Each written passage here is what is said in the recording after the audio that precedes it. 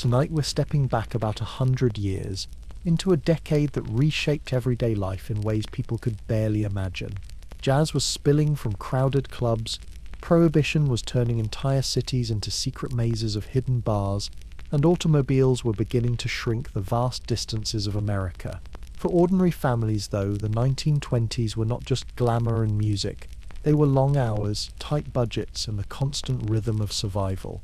Before we sink into the story, if you enjoy these quiet journeys, you're welcome to subscribe.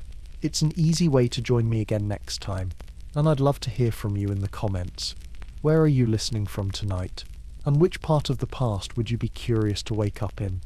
So get comfortable, settle under the blankets, maybe let a soft hum fill the background. Once we begin, you won't want to move. Your eyes open to a small tenement bedroom in New York City, the year 1921. The first thing you notice is the cold.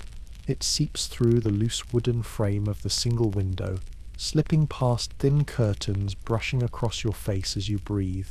The bed beneath you sags in the middle, stuffed with tired cotton that smells faintly of damp and smoke. You shift and the frame creaks, a sound that carries easily through walls so thin they might as well be paper. Your brother is already up, hunched over a cracked basin balanced on a chair. He splashes his face with icy water, gasping as it hits his skin. "Come on," he murmurs. Factory whistle in half an hour. His shirt is patched at the elbows, suspenders frayed, boots scuffed but polished as best as possible. Every piece of clothing has been worn, reworn, and salvaged again. Nothing is wasted here. The room itself is barely larger than the bed. A chair, a small trunk, and the basin leave almost no space to move. Outside the window, only a brick wall stares back from a few feet away. The shaft between buildings is so narrow you could stretch your hand and nearly touch the opposite bricks. Privacy, light, and air are luxuries your family doesn't have. Through the walls you hear the building wake. Footsteps above, a baby's cry down the hall, a woman coughing harshly, pipes knocking as water begins to run. Tenement life is never silent. The sounds of neighbours stitch themselves into your mornings and evenings until they feel like part of your own household. In the main room, your mother bends over the coal stove, stirring oatmeal with raw, red hands. The stove is both kitchen and furnace, the only source of heat in the apartment. Its smoke lingers in the air, coating the walls in grey, and your lungs with heaviness.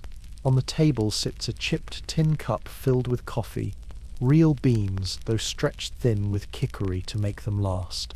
The bitter scent fills the air, promising at least a little warmth before the day begins. Breakfast is small but serious. A scoop of oatmeal, a slice of bread dried near the stove's grate, smeared with a thin layer of lard, fuel for a long day. Food here is never just food, it is calculation, the constant balancing of cost against calories. Your sister enters, hair pinned up, all ready in her store uniform. "They raided Mancini's again," she mutters. "Caught Tony with a flask.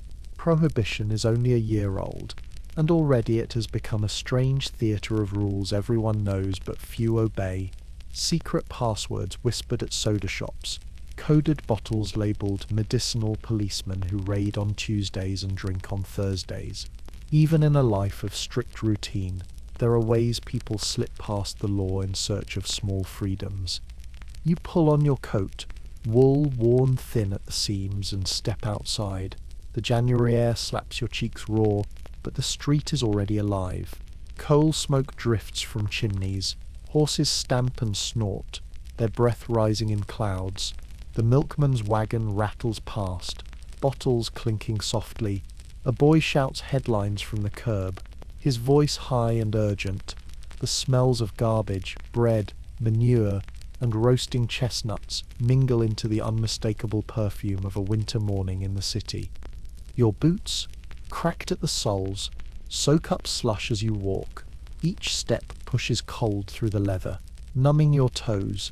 Yet the crowd around you moves quickly, almost eagerly, as if the city itself demands motion. Women hurry with baskets to the market. Men stride with caps pulled low. Children weave through the press with laughter that cuts through the grey air. The factory rises ahead, 6 stories of brick and grime, windows fogged with steam. Inside, the hum is already building, sewing machines clattering, presses hissing, cutters shouting orders. The air is thick with fabric dust, dry and scratchy in your throat.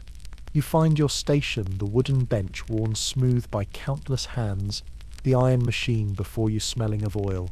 The whistle blows, threads feed, needles snap, fabric moves beneath your hands. Hours blur in the rhythm of the machine. The woman beside you nods a tired hello.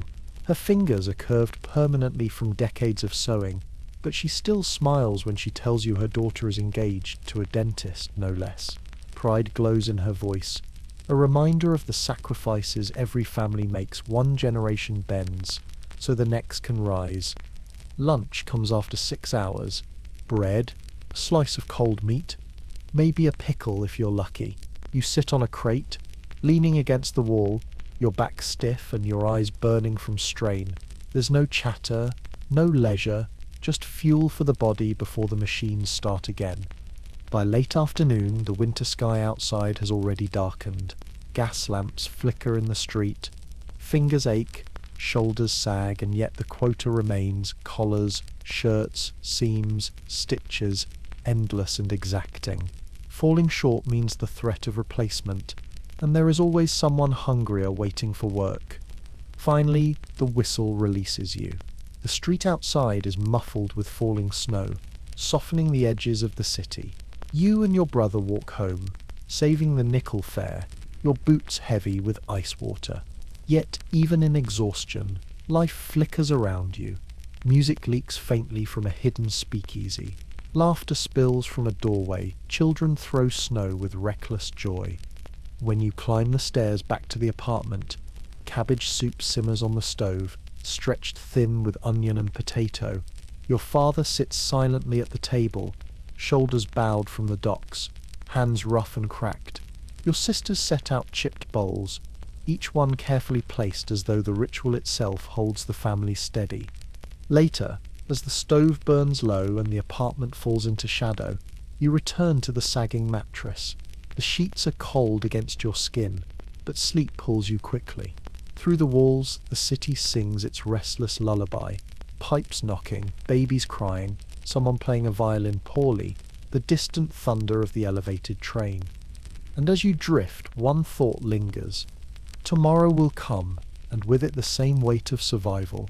Yet somewhere beyond the walls, the decade is shifting, roaring, promising change faster than anyone can imagine. Your bed is different here. The mattress is thick with feathers, uneven but warm, stuffed by your mother and sisters last autumn from geese you raised. A patchwork quilt covers you, each square a story, an old dress, a worn shirt, a scrap of cloth too precious to throw away. The chill of early morning nips at your nose, but your body is swaddled in warmth.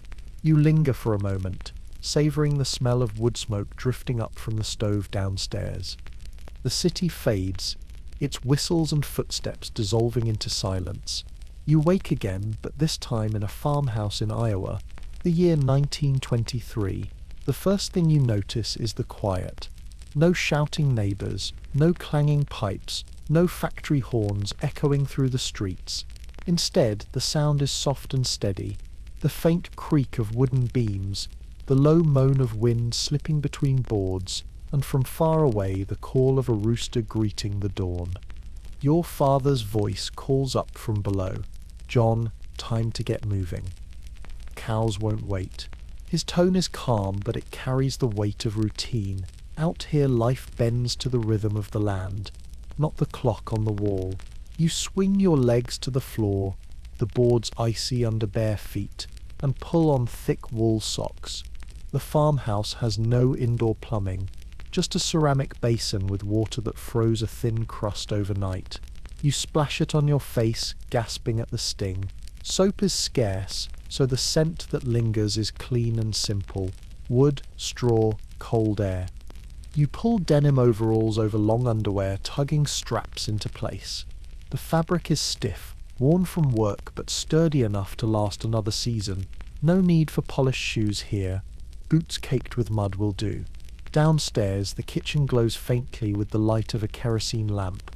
Your mother stands over the stove, hair tied back, stirring eggs in a cast-iron skillet.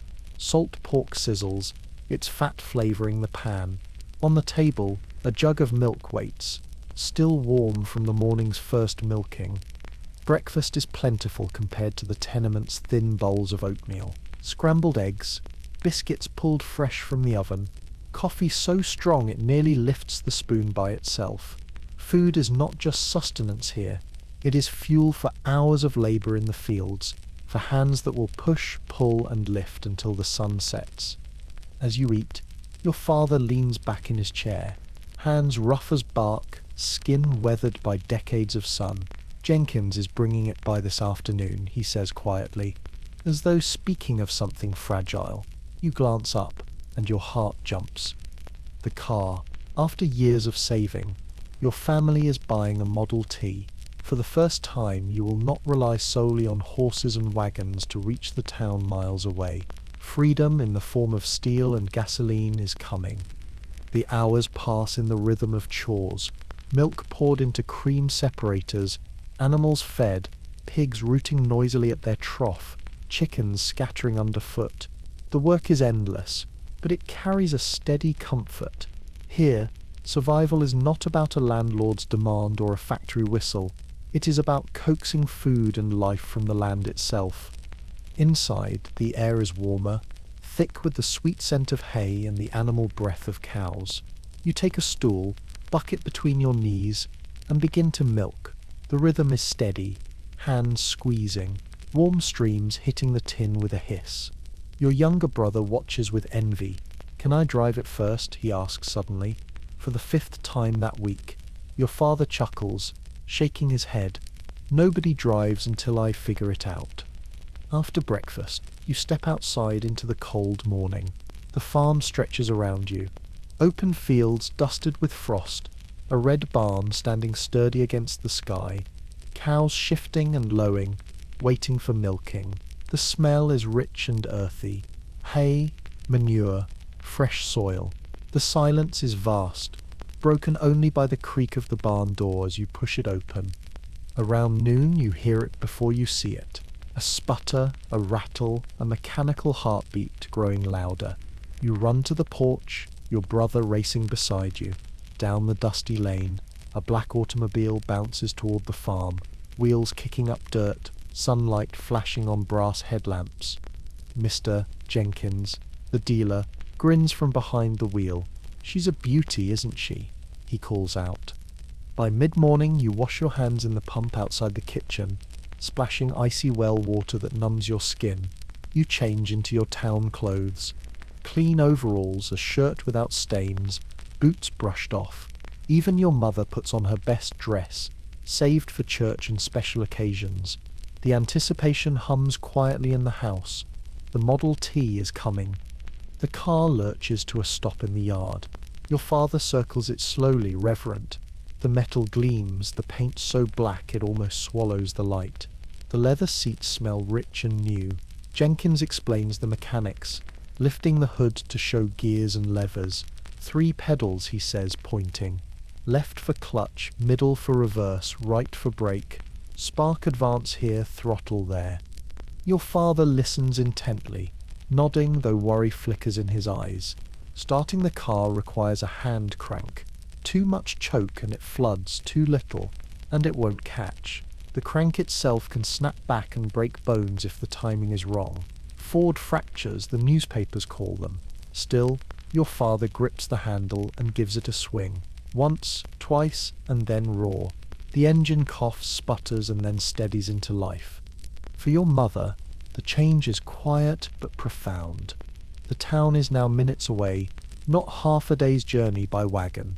The thought of visiting her sister, of shopping without losing entire days, lights her eyes.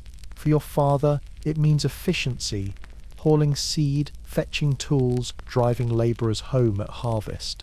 For you and your brother, it means adventure. The world has grown smaller, but also larger, the horizon stretched by wheels and gasoline. Your family cheers, even as chickens scatter in alarm. The sound is miraculous, louder than anything you've heard on the farm, like a promise that the world beyond the fields is suddenly within reach. Your father climbs behind the wheel, face tight with concentration, and the car jerks forward, stalls, then starts again. Soon it bounces down the lane, your brother and you running after it, laughter spilling across the frosted fields. You close your eyes, body sore from chores, but mind alive with possibility. The world feels vast and open, yet suddenly closer than ever. Tomorrow, the lane will rattle with new wheels. Tomorrow, you will ride into a future your grandparents could never have imagined. That night, after the car is settled in the barn, the family gathers at the table. Supper is hearty, stew thick with potatoes, bread still warm, butter churned that morning. Conversation circles back again and again to the Model T, each family member imagining new possibilities. Later, as the kerosene lamp flickers low and the house grows quiet, you lie in bed beneath the quilt. Through the window you see stars stretching endlessly across the dark sky, far brighter than in the city where smoke and light blot them out. The air is crisp, the silence deep. Somewhere in the barn the car sits cooling, a black shadow among the tools and hay. The farm fades, its wide silence and frosted fields dissolving into something different. You wake again in 1925, not in a city tenement and not on an isolated farm, but in a small Pennsylvania town, Millerville, population a few thousand souls.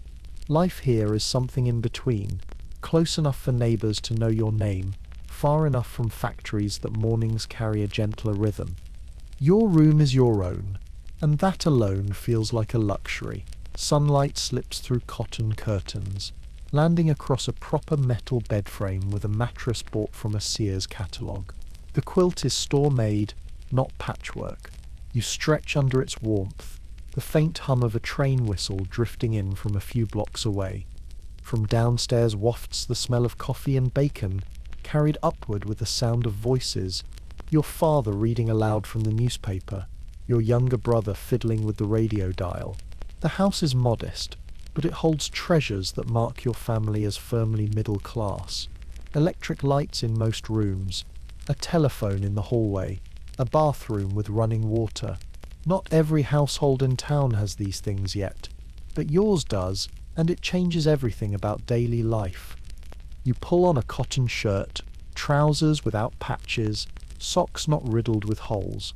Clothing here is not lavish, but it is whole, and that already feels extraordinary. Downstairs, the kitchen is bright with morning sun. Your mother stands at the stove, her hair pinned neatly, a smile tugging at the corners of her mouth. On the table, eggs, bacon, toast from store-bought bread, butter pale yellow and smooth. Your father's spectacles glint as he lowers the paper. Coolidge is speaking on the radio tonight, he says, a trace of wonder in his voice. The thought of the president's voice filling your living room feels almost magical. Only a decade ago, this was unimaginable. Now radio stations spread like wildfire, over 500 across the country by this year. Families gather around glowing tubes, listening not just to music but to speeches, stories, advertisements, voices that collapse the vastness of America into shared moments. Your younger brother leans over the Atwater Kent set, sitting proudly on the sideboard, twisting the dial carefully. Static bursts, then a faint voice emerges. Tinny, but clear enough to recognize a market report from Pittsburgh. Don't touch that, your father warns, eyes still on the paper. I want to hear the farm prices later. Radio is both entertainment and information, a lifeline stretching from city to town to farm. Breakfast ends with conversation about school and shop business. Your father manages the hardware store downtown. Your mother keeps the books, unusual for a married woman, but accepted here. You carry your plate to the sink, slip on your shoes, and head out with your brother. The street greets you with warmth, even in the cool morning air. Neighbors sweep porches, shopkeepers unlock doors, children run towards school with books under their arms. Main Street bustles with the slow confidence of routine. Mr. Peterson waves from behind the pharmacy counter, calling, "Tell your mother her headache powder came in." Mrs. Winters at the millinery shop adjusts a hat in the window display, nodding politely as you pass. 3 people greet you by name before you reach the corner. In a town like this, anonymity doesn't exist. Comfort or suffocation. It depends on the day. Today, it feels comforting. You and your brother pause in front of the Rialto Theatre. Its marquee announces a Harold Lloyd comedy, The Freshman. A colourful poster shows him dangling from a clock face, grin wide and bespectacled. The manager himself passes by, tipping his hat. "Coming tonight?" he asks with a wink. We've even got a football from the studio in the lobby. The theatre is more than entertainment. It is community. It pulls families from farms, couples from quiet streets, teens eager for laughter into the same dim auditorium where everyone gasps and laughs in unison. At the newsstand, you spend your allowance on Photoplay magazine. Glossy pages gleam with images of Clara Bow and Rudolph Valentino. Their hairstyles and clothes set the tone for millions. Even here, far from Hollywood, movie stars have become as familiar as neighbours. Their romance is whispered about as though they belonged to your own circle. School takes up the middle of the day, not a one-room schoolhouse like your parents once knew, but a consolidated high school with specialised teachers, a science lab, even a gymnasium. Education here is changing, shaped by state standards, and the growing sense that America is knitting itself together through shared culture. But it is after school that life really takes on colour. You and your friends head to Miller's drugstore, the unofficial youth centre of town. Its soda fountain gleams with chrome, stools lined neatly along the counter. Behind it, a college boy home for the summer mixes cherry phosphates with practiced flair. In the corner, a Victrola spins the latest jazz record, notes crackling but vibrant. "Have you heard Armstrong yet?" Your friend Helen asks, sliding into the booth with a grin. "Hot stuff," the soda jerk confirms, placing 2 phosphates in front of her. The trumpet blasts through the Victrola's horn, syncopated rhythms filling the store. Some parents mutter about jazz being dangerous, corrupting. To you, it feels like freedom itself, new, alive, impossible to resist. Helen rolls her eyes. "My dad says Charleston dancing is the end of civilization." She kicks off her shoes and demonstrates a few steps right there in the aisle, knees twisting, arms swinging, laughter bubbling from her chest. The other teens clap along. The dance might scandalize older folks, but to you it feels like the future, joyful, reckless, unafraid. The soda jerk changes the record, this time to a Paul Whiteman tune, smoother, more orchestrated. "Dance at the Grange on Saturday," he announces. "Don't miss it." Your friends exchange glances, already plotting who will go, what dresses will be worn, how late you can sneak out before parents notice. Evening comes quickly in town. You walk home past tidy houses with porches lit by single bulbs, shop windows glowing with goods, radios, electric toasters, even vacuum cleaners. Consumer culture is blooming. Ads in magazines whisper promises of easier lives, brighter kitchens, fashionable wardrobes. For the first time, middle-class families feel the pull of desire for things they never knew they needed. At dinner, your family gathers around a proper dining table, plates arranged neatly, conversation flowing easily. Yet tonight is special. After the dishes are cleared, everyone moves into the living room. The radio hums as tubes warm, then a voice emerges. This is Graham McNay in Washington, D.C., where President Coolidge will address the nation. Your father leans forward in his chair, eyes intent. Your mother sets aside her mending. You and your brother sit side by side on the sofa. The president's New England accent fills the room, every word reaching you in real time. The moment feels profound. Once, politics belonged to distant newspapers and speeches you'd never hear. Now the president himself speaks into your home. The speech ends. Your father approves, nodding at Coolidge's pro-business stance. Your mother frowns. less convinced. What matters is not their disagreement, but that they heard the same words at the same time, alongside millions of other families across America. Later, you and your brother slip out to the Rialto, coins clinking in your pocket. The marquee glows against the night sky. Inside, velvet curtains, murals on the ceiling, and the warm sound of the theatre organ transport you before the film even begins. A newsreel flickers first. Floods in Mississippi, fashions in Paris, the Prince of Wales touring Africa. For many here, this is their only glimpse of the world beyond. Then a Felix the Cat cartoon, laughter spilling through the crowd. Finally, Harold Lloyd himself, dangling comically from that clock, and the theatre erupts in laughter that binds strangers into community. When the film ends, you walk home under a sky dusted with stars. Couples stroll arm in arm. Children tug at parents' hands. Teenagers chatter in groups. Electric lights glow in shop windows. Radios play faintly through open doors. Automobiles rumble softly along the main road. Back in your room, you place the photoplay magazine beside your bed, switch off the lamp, and lie back against the mattress. The night is quiet, not like the city's restless noise, not as vast as the farm's silence, but somewhere between.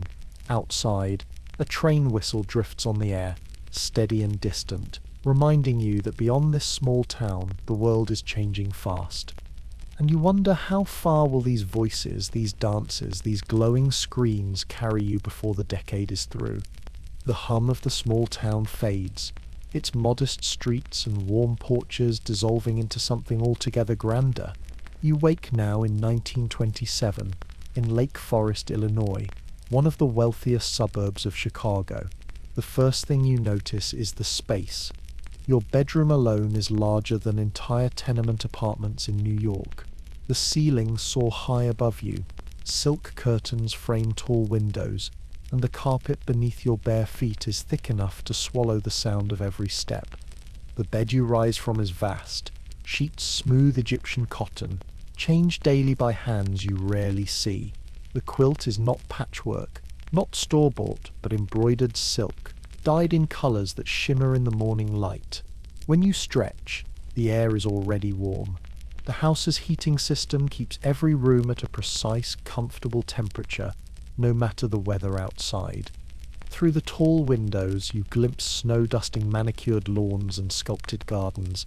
Beyond them, Lake Michigan lies grey and immense, waves catching the silver of winter light. 6 gardeners maintain these grounds, pruning, raking, planting for each season. Their work ensures that when you glance out the window, every blade of grass and every shrub looks exactly as it should. A knock at the door. Quiet, polite, perfectly timed. Louise, your lady's maid, steps inside, carrying a tray. "Good morning, Miss Catherine," she says softly, setting down porcelain cups, silver spoons, delicate pastries. "Your mother requests your presence at 11 for the charity committee meeting." She moves efficiently around the room, drawing curtains, laying out your dress for the day, collecting silk stockings from the chair. You sip coffee from a china cup, thin enough that light passes through it. It tastes richer than anything the tenement family in New York could imagine. Beans imported at great cost. Louise holds up 2 dresses. "The blue Chanel or the green Porrette for luncheon?" she asks. Each gown costs more than an immigrant family's yearly rent. You choose the blue, nodding as though it is an ordinary decision. In the marble bathroom, water steams from golden fixtures. The tub is sunken, the floor heated, the scent of lavender rising with the mist. Bathing here is not a necessity but a ritual, a moment of indulgence before the day begins. When you emerge, Louise helps fasten the silk undergarments, the light corset, the stockings held with garters, the layers of fabric that create the right silhouette. Wealth demands the correct shape as much as it does the correct accent. Downstairs, the house hums quietly with activity, though you barely see it. The Harrington mansion employs 18 staff members, cooks, maids, butler, chauffeur, footman. They rise before dawn, preparing rooms, polishing silver, arranging flowers. Their presence is both constant and invisible. Doors open as you approach, meals appear precisely on time, fires are stoked before you notice the chill. Your mother sits in the morning room, pen in hand, composing letters on monogrammed stationery. She barely looks up when you enter. "Catherine, darling," she says, her tone brisk. "We must focus on your prospects. The Blakely girl is engaged, third this season. You're falling behind." She smiles faintly, then returns to her correspondence. For her, social calendars and marriage arrangements are as serious as your father's business meetings. The charity committee gathers late in the morning. Women from Chicago's most prominent families arrive in chauffeured cars, fur collars brushing their cheeks as they step into the marble-floored hall. They sit in the library discussing plans for a hospital benefit that will cost more than a working family could dream of earning in years. Their talk is lively. Menus, orchestras, flowers, seating arrangements, each detail polished like a diamond. You are asked to chair the junior committee, drawing eligible young bachelors to contribute funds. It is not a request, but an expectation. In this world, philanthropy and courtship often blur into the same performance. At luncheon, the dining room gleams with silver and crystal. A simple meal of 5 courses is served by housemaids, who move silently between chairs, clearing and replacing plates with the precision of a choreographed dance. Conversation drifts from Europe, who is wintering in Paris, which couture houses are setting trends, to business gossip. Markets are soaring. One guest remarks, her tone breathless with optimism, "Prosperity will never end." In the afternoon, you retreat briefly to the music room, practicing piano on a Steinway grand. Outside, the chauffeur readies the automobile for errands. It is a Packard, gleaming black, more expensive than many houses. You watch from the window as footmen polish its surface until it shines like liquid glass. Later, you change again, this time into tennis clothes. The family's indoor court echoes with the thump of balls, your instructor correcting your swing with a crisp accent. Exercise here is not survival, not labor, but cultivation. Every gesture, every pursuit is meant to polish and refine. Evening comes, and with it, a dinner party. Louise dresses you again, fastening pearls at your neck, sliding diamond pins into your hair. Downstairs, the dining hall glows with candlelight. Footmen in livery stand behind each chair. Guests arrive in chauffeur-driven cars. Men in tailored tuxedos, women in gowns dripping with jewels. The conversation sparkles. Music, theatre, European travel. Politics only enters obliquely, always from the perspective of how it affects investments. Wine flows freely despite prohibition. Crystal decanters pass from hand to hand. Labels carefully hidden, but no one bothers to pretend. For the wealthy, the law is an inconvenience, not a reality. The Harrington wine cellar, hidden behind a false wall, holds bottles older than some of the guests themselves. 7 courses unfold, each more elaborate than the last. Soup in delicate porcelain, fish so fresh it seems to shimmer, roasts with sauces, imported from France. Desserts arrive like works of art, arranged with precision on china plates. For the cooks and kitchen staff, it has been a day of relentless labor. For the guests, it is simply another evening. After dinner, the men retire briefly for cigars and port, while the women gather in the drawing room. Soon they reunite for entertainment. A famous pianist engaged to perform privately. His fingers glide across the keys, notes filling the mansion with delicate sound. Guests applaud politely, their attention already half on tomorrow's markets, next week's galas. By midnight, the party disperses. Chauffeurs retrieve cars, doors close, the hum of voices fades. The house does not fall silent, though. Staff move quickly, clearing crystal, polishing silver, laundering linens. Their work will stretch long into the night, unseen by those who sleep above. In your bedroom once more, Louise helps unfasten jewelry, placing pearls and diamonds into velvet cases, securing them in the safe. She brushes your hair, folds evening gloves, hangs the gown carefully to avoid wrinkles. "Will there be anything else, Miss Catherine?" she asks quietly. You shake your head and she slips away. Alone at last, you step toward the window. The lake gleams silver in the moonlight, Chicago glowing faintly on the horizon. You think of the tenements you have read about in newspapers, the strikes and factory accidents whispered in society pages. They are worlds away, yet not truly separate. Your father's fortune is built on banks and investments that touch every layer of the economy. The same markets that bring champagne to your table can take bread from another family's mouth. You slip between freshly laundered sheets, the faint scent of lavender lingering. The bed is warm, the air steady, the silence broken only by the faint whisper of the wind outside. For a moment you imagine the world beyond the estate walls, the crowded streets, the silent farms, the small towns listening to radios crackling in the dark.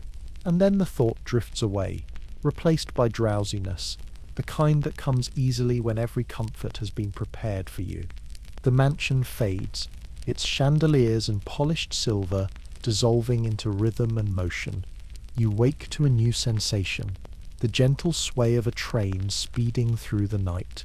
The year is 1928, and you are aboard the 20th Century Limited, the most famous passenger train in America. Your narrow berth is surprisingly comfortable. Heavy green curtains shield you from the aisle, creating a private cocoon. The mattress is firm, sheets crisp, blanket heavy enough to press you into stillness as wheels click steadily on the tracks below. You breathe in the faint scent of polished wood and coal smoke seeping through the vents. The sound is constant, a steady clickety-clack, the heartbeat of progress carrying you westward. You reach for the small fold-down table, where a pocket watch lies ticking softly. It shows 5:30 a.m. Outside the window, darkness still blankets the Ohio farmland, broken occasionally by the golden glow of a farmhouse lamp or the clustered lights of a small town flashing past at 80 miles an hour. A knock comes at the compartment door. "Good morning, sir," a voice says, smooth and professional. The curtain pulls back slightly to reveal George, your porter. He wears a crisp uniform, white gloves spotless, despite the long night. "We'll be arriving in Chicago in 2 hours. Would you care for coffee while you dress?" You nod gratefully, and George disappears down the corridor, his footsteps muffled on the carpet. The Pullman Company employs thousands of men like him, African Americans who have traveled more miles than most of their passengers will ever dream of. Their wages are modest, tips essential, hours endless. Yet among the limited opportunities available, Pullman jobs are still considered coveted. George himself has been on this route for 15 years, New York to Chicago and back week after week. When he returns, it is with a steaming china cup bearing the railroad's logo. The aroma is strong, almost earthy, cut with cream poured smoothly at the table's edge. He deftly folds your bedding back into the compartment wall, transforming the berth into a sitting area. The engineering is precise, everything folding, sliding, tucking into place. Space is maximized, efficiency celebrated, modern design in motion. You sip coffee and listen as George chats politely. "Company estimates I've traveled more than 1,000,000 miles," he says with a small smile. His words linger in your mind. The son of a porter sees more of America in a year than many families in a lifetime. The mobility revolution is not just physical, it is psychological, expanding horizons for those who ride and those who serve. By the time you are dressed, dawn breaks. Outside your window, fields blur past, pale gold, with the rising sun. The train slows slightly as it nears a junction, then picks up speed again, smooth and certain. You make your way to the dining car, moving through swaying corridors that connect the train's many cars. The dining car is elegant, panelled in dark wood, windows wide to capture the morning light. Tables are set with linen cloths, fresh flowers, silverware polished to a mirror shine. Waiters in white jackets move gracefully, balancing trays as the car rocks gently. At one table, 2 businessmen in suits discuss the stock market in urgent tones. Across the aisle, a wealthy family breakfasts in near silence. their children impeccably dressed, posture straight. You sit, order eggs Benedict, and watch the landscape blur. Grapefruit halves arrive first, each carefully placed on china plates, followed by eggs steaming with hollandaise. This is not food for mere survival, not like the oatmeal and bread in New York or the salt pork and biscuits in Iowa. This is theatre, a meal as much about ritual as nourishment. At another table, a young couple sits awkwardly close, hands brushing occasionally, cheeks flushed, a honeymoon perhaps. At the far end, an elderly widow peers quietly out the window, her gloves still on, coffee cooling untouched before her. The train holds them all, hopeful, weary, proud, and uncertain, hurtling together across the country in a single steel body. The 20th Century Limited is more than transportation. It is spectacle. Boarding in New York, passengers stepped across a literal red carpet rolled out at Grand Central Terminal, the very origin of the phrase. Porters handled luggage, station attendants bowed, the streamlined cars gleamed like a promise of modernity.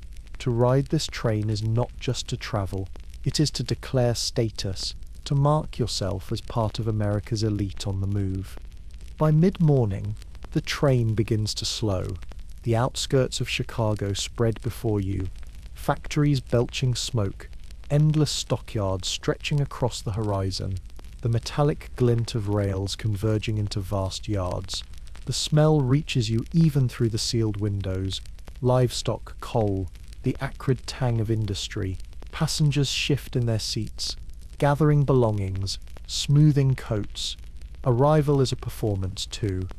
George returns to help with your bags, his smile professional but weary at the edges. You tip him generously, and for the first time all morning his expression softens into something genuine. Enjoy Chicago, sir. Safe travels onward. His words echo as you step off the train into the cavernous LaSalle Street station. The platform is alive with motion, porters rushing, families reuniting, businessmen striding with briefcases in hand. Outside, the city roars. Cars honk, streetcars clatter, voices rise in 100 languages. Construction cranes jut into the sky, pulling new skyscrapers upward each month. Chicago is not just a city, it is ambition made stone and steel. You hail a yellow cab, climbing into its rattling back seat. The driver, an Italian immigrant with sharp eyes, talks as he weaves through traffic. Politics here, crooked as they come, he mutters, horn blaring at a careless wagon driver. But the Cubs look good this year. His words tumble quickly, mixing cynicism with pride, humor with complaint. Chicagoans are nothing if not talkative. The cab takes you to the Drake Hotel, a marble tower overlooking Lake Michigan.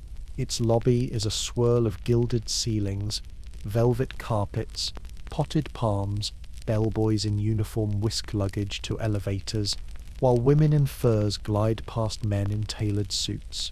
The city pulses with wealth and energy, but just beneath the surface lurks something darker. Prohibition here is a joke. Everyone knows Al Capone's empire runs much of Chicago, from speakeasies to City Hall. You hear whispers even in the lobby, raids, bribes, rival gangs. Law and order bend to the rhythm of liquor and money. Later, you find yourself at the office of the Illinois Highway Commission. Maps cover the walls, lines drawn like veins across the state. The commissioner, a serious man in suspenders, points with pride. 5 years ago, you couldn't drive to Springfield without breaking an axle. Now we've got concrete highways connecting every major city. He runs a finger across a line. Detroit to Chicago used to be 3 days. Now it's 6 hours. The scale of it stuns you. America is not just building cars, it is building the bones to carry them. Roads stretching like arteries, pumping people and goods across the land. Distances collapse. The psychological map of the country shifts from miles to hours. That afternoon you head to Chicago Municipal Airport, a dusty field with a grand name, a handful of hangars, a scattering of planes, a bench or two for passengers. Primitive, yet revolutionary. A Ford tree motor waits on the grass, corrugated metal glinting in the sun. 10 seats inside, wicker and narrow, engines deafening, no stewardesses, no food service, no bathrooms, just speed.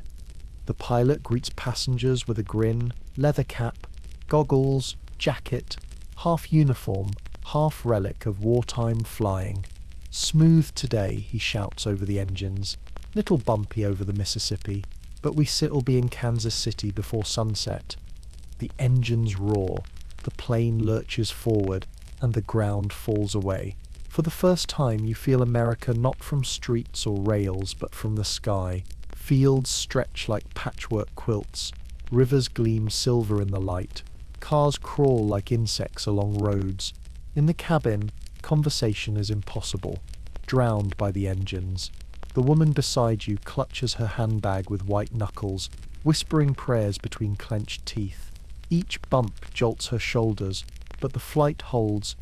Hours later, you descend toward Kansas City, landing rough on a grass field. The engines sputter to silence, leaving only ringing in your ears. The passengers disembark, shaky but alive, greeted by the dusty bustle of another growing city. That night, in a hotel room, you reflect on what you've seen.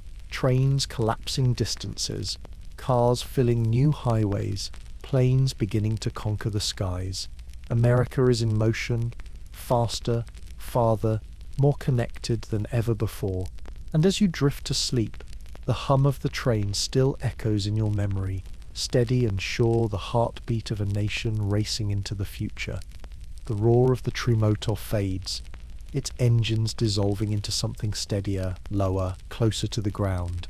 You wake in 1928 behind the wheel of a Chevrolet touring car, dust swirling around the tires. Ahead stretches a new kind of path, Route 66, freshly designated, not yet fully paved, but already legendary.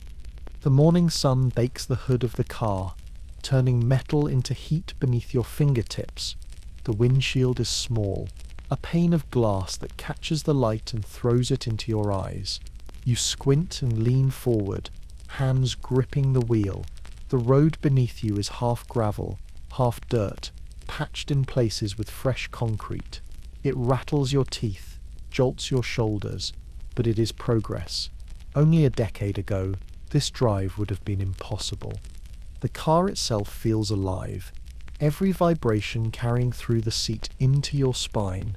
Wicker picnic baskets and canvas water bags are strapped to the side, rattling with each bump. A fan belt, extra oil, spare tires. They're not luxuries but lifelines.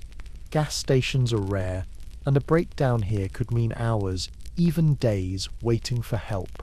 You glance in the rearview mirror, still a novelty in many cars, and see your wife adjusting her hat. Your child leaning against the seat, eyes wide with both fatigue and wonder. The trunk is strapped down tight with rope, but everything that didn't fit is tied to the roof. Quilts, pans, even a rocking chair. This is not just a journey, it is a migration. Families like yours are carrying their worlds westward, hoping for something better. The road is busy for a highway so young. A salesman in a gleaming Ford speeds past, dust cloud billowing. Behind you, a farm family trundles slowly in a patched-up truck, chickens clucking nervously in a crate. Along the roadside, a boy waves at passing cars while holding a sign. Oranges, 5 cents each. You stop briefly, hand over a coin, and feel the roughness of the fruit's skin, the sticky sweetness when you peel it later beneath the shade of the car. By midday, the heat presses heavy, dust coats your clothes, clings to your face, gathers in your mouth until every word tastes like grit. The smell of gasoline mixes with hot rubber, oil, and sun-baked earth. When you finally see a sign, Red's filling station and cafe, it feels like salvation. You pull in, tires crunching on gravel. The station is simple, a single pump, a small garage, and a lunch counter inside. Beside it stand a few cabins, wooden shacks with doors barely wide enough for a bed and chair. Tourist cabins, they call them. A compromise between camping in fields and paying for grand hotels. Red himself comes out, Hands dark with grease, hair matted with sweat. He wipes his palms on a rag and smiles. Need a top off. Had her serviced just yesterday. His drawl is easy, his manner confident. He fills your tank, checks your tires, glances at the belts. Folks driving through need more than gas, he says, gesturing to the cafe. Food, place to sleep. Before long I'll add a pool, call it a resort. He laughs, half joking, half dreaming. Inside the cafe, the air smells of frying chicken and brewed coffee. You sit at the counter, wood worn smooth from countless elbows. Around you, other travellers swap stories. A salesman boasts about covering 4 states in a month, something impossible by train schedule. A young couple, still in honeymoon glow, studies a map, tracing with fingers the route west. At the far end, a family speaks quietly about California, voices tinged with both hope and fear. Lunch arrives, fried chicken crisp at the edges, mashed potatoes, rich with butter, green beans glistening with bacon fat. It tastes like home, even if home is hundreds of miles behind you. Afterward, you step back outside, watching the cars rumble past on the road. Dust rises, hangs in the air, settles again like a second skin. When the sun begins to fall, you decide to rent a cabin. 50 cents buys you a bed, a chair, a washstand. The mattress is thin, the sheets rough, but it is shelter. As night falls, you sit on the small porch, lantern glowing faintly, and listen to the road. Tires crunch on gravel, voices murmur, laughter drifts from the cafe. Travellers arrive and depart, each carrying their own story, their own hopes strapped to roofs and trunks. But the road is not always kind. The next morning you set out again, only to find the sky heavy with storm clouds. Rain begins to fall. First light, then hammering. The road turns slick, puddles forming deep enough to swallow tires. Gravel washes into gullies, dirt stretches turn to mud. The car fishtails, your hands gripping the wheel tight as your heart races. The smell of wet earth rises, thick and cloying. Miles later, the rain eases, but the road does not forgive. Tires sink in mud, wheels spin helplessly. You curse softly under your breath, then spot a figure in the distance. An older man, leaning on a fence post, waves. He trudges over, ropes slung across his shoulders. Got yourself stuck, huh? He says, voice dry as the land around him. Together you loop ropes, coax a mule forward, and drag the car back onto solid ground. He tips his hat, accepts $1, and disappears back into the fields. The lesson is clear. This is not the predictable safety of the train or the daring speed of the plane. This is the road, freedom, and vulnerability woven together. Here you rely not only on machines, but on strangers' kindness, on weather's mercy, on your own patience. By evening you reach another town, weary but grateful. A small hotel welcomes you, neon letters buzzing faintly above the door. The lobby smells faintly of tobacco and polish. The floorboards creak under your boots. Travellers sit in mismatched chairs, sharing stories of roads washed out near Amarillo, cabins infested with bedbugs in Tucumcari, a cafe that serves the best pie in Oklahoma. Each word is a piece of an invisible map, drawn not by surveyors but by drivers themselves. You climb the stairs, room key cool in your palm, and settle into a bed that is far softer than the cabins, though the springs groan when you shift. Rain patters on the window, thunder rolling far across the plains. From below, laughter drifts upward, mingling with the steady tick of a wall clock. As you close your eyes, you think of the road behind and the miles ahead. Route 66 is more than a highway. It is a promise. Each mile carries you farther from what you've known, closer to what you hope for. And though the journey is hard, every jolt and rattle whispers the same thing. America is moving and you are moving with it. The road fades, its dust and thunder giving way to a different sound, silence laced with unease. You wake now in the final autumn of the 1920s. The year is 1929, and October is winding down. The nation hums with energy. yet beneath it runs a current no one can name, a taut string stretched too tight. You open your eyes in New York first. The tenement room is familiar. Walls thin, bed sagging, window drafty, yet something feels changed. The alarm clock ticks on the nightstand, but work is no longer certain. Your brother Joseph was laid off 3 weeks ago from the auto parts warehouse. He searches daily, hat in hand, joining lines that grow longer each morning. Your father still works nights on the docks, cough rougher with every season. At the kitchen table, your mother pours oatmeal into bowls, voice soft but eyes shadowed. Mr. Goldstein says the garment factory might hire again, she murmurs, though her words hold little conviction. A newspaper rests folded beside her, headlines screaming about another day of heavy selling on Wall Street. Stocks, once a language only the rich spoke, now creep into every conversation. In this neighborhood, few ever owned shares, but everyone feels the tremors. Factories make goods for the wealthy, warehouses store them, dockers move them. If the markets stumble, the ripple spreads quickly. Your spoon scrapes the bottom of the bowl. Outside, the street is no different. Milk wagons clattering, children chasing each other between carts, peddlers shouting. But the mood feels heavier. The cough of a neighbor, the silence of an apartment where rent has gone unpaid, the whispered word foreclosure.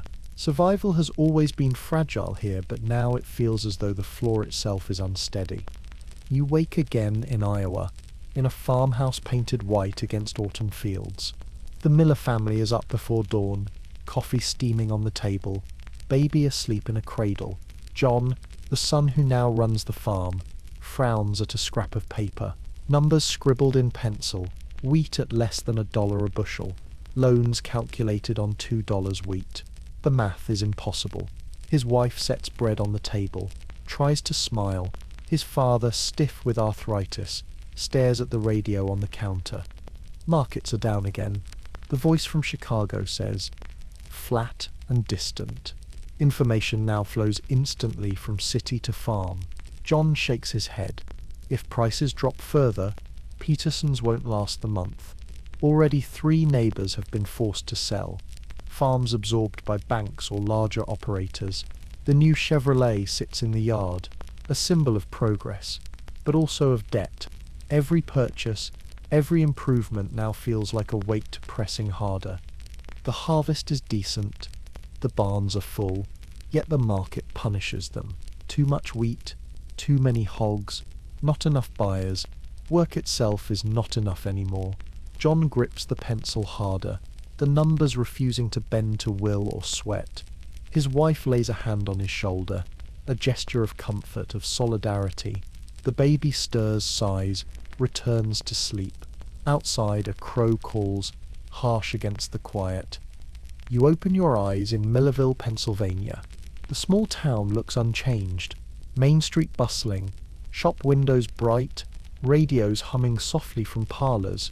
But at breakfast, the newspaper on the table draws furrowed brows. Dow Jones drops 40 points, the headline declares. Your father, manager of the hardware store, adjusts his spectacles, reading every word. He invested modestly over the past few years. Nothing reckless, just a few $100s in shares, encouraged by customers who spoke of nothing else. Always goes up, they said. Why not share in the prosperity? Now he reads conflicting advice. Buy the dip, hold steady, don't panic. He drums his fingers on the table, silent. Your mother pours coffee, her expression tight. You, now a young teacher, glance at your father's face and see worry carved there. On the walk to school, the town seems normal. Children race ahead, laughing. Shopkeepers sweep stoops, call greetings. Yet if you listen closely, the tone has changed. The jeweler has reduced his window display. The furniture store offers discounts for cash only. The theatre has quietly lowered matinee prices. Nothing dramatic, but together the signs add up, like small cracks spidering across glass. You wake in Lake Forest, Illinois, in the Harrington mansion. The room is as opulent as ever. Silk curtains, Persian carpet, bed turned down by invisible hands. Yet the air feels different, charged, brittle. Your father, Howard Harrington, banking magnate, has not left his study in 2 days. Papers scatter across his desk, telephone pressed to his ear, voice low and urgent. Margin calls, collateral, colleagues ruined overnight. At breakfast, your mother maintains her poise. She speaks of luncheons, charity events, European travel plans, as though nothing has changed. Pearls gleam at her throat, silver shines on the table, servants move silently, but her hand trembles faintly when she lifts her cup. You notice it, though she pretends otherwise. That evening, you attend a gala in Chicago. Chandeliers glitter, champagne flows despite prohibition, an orchestra plays lively jazz, women sparkle with diamonds, men exchange practiced smiles, yet beneath the chatter, another conversation hums. Harrison liquidated yesterday. My broker says hold. It's nothing, markets always recover. Reassurances repeated too often, too quickly to be believed. You move through the ballroom, pearls cool against your neck, gown rustling across polished floors. You overhear fragments. Someone cancelling a winter trip to Paris, another whispering about a bank tightening credit, a manufacturer scaling back production. The orchestra swells, couples dance, glasses clink, yet every laugh feels a little too loud, every smile stretched too wide. The cracks in the facade widen, invisible but unmistakable. Across America, families lie down in beds of every size and comfort. In New York, children share sagging mattresses, mothers stretch soup another day, fathers cough into the night. In Iowa, farmers stare at radios, listening to numbers that refuse to save them. In Pennsylvania, small-town merchants weigh risk against pride, debating whether to sell or hold. In Illinois, bankers sip champagne, telling themselves prosperity is eternal, even as doubt gnaws at the edges. None of them knows what will happen in just days. Even experts cannot predict the scale of what is coming, but they all feel it. The air tightening, the ground shifting, the uneasy silence before a storm. You close your eyes, hearing it all at once. The tick of an alarm clock in a tenement, the creak of a barn door in Iowa, the static of a radio in Pennsylvania, the strains of a jazz orchestra in Chicago, separate worlds yet bound together by invisible threads of money, news, and hope. And in the stillness of October 1929, you wonder how long can the string stretch before it breaks. The unease of October sharpens, tightens, and then snaps. You wake on a Thursday morning in New York City, October 24th, 1929. The air feels different, heavy with something you cannot name. Outside, the city bustles as always. Street cars clanging, vendors calling, the smell of roasted chestnuts and coal smoke. Yet when you glance at the headlines in the paper, your stomach knots. Stocks plummet, panic selling reported. On Wall Street, the sidewalks overflow before the exchange even opens. Men in suits cluster in knots, faces drawn tight, newspapers clutched in trembling hands.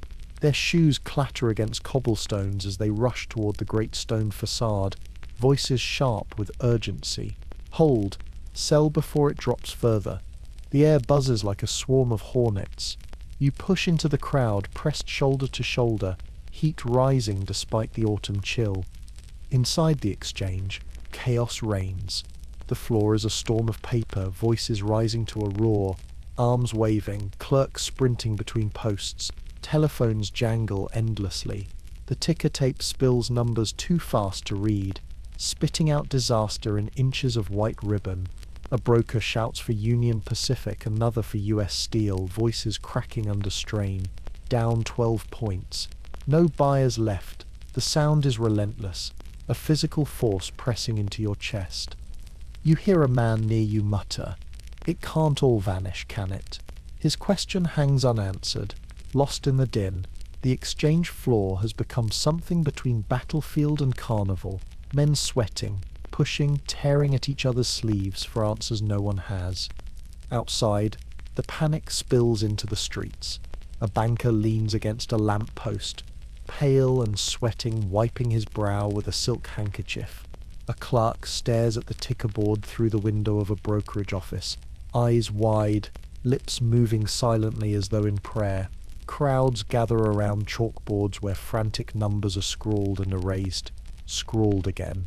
The smell of ink, sweat, and city grime hangs heavy. In a tenement only a few blocks north, life continues with its usual rhythm.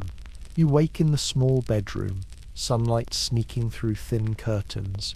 Breakfast is oatmeal stretched thin, bread with lard scraped across it. Your father has already gone to the docks.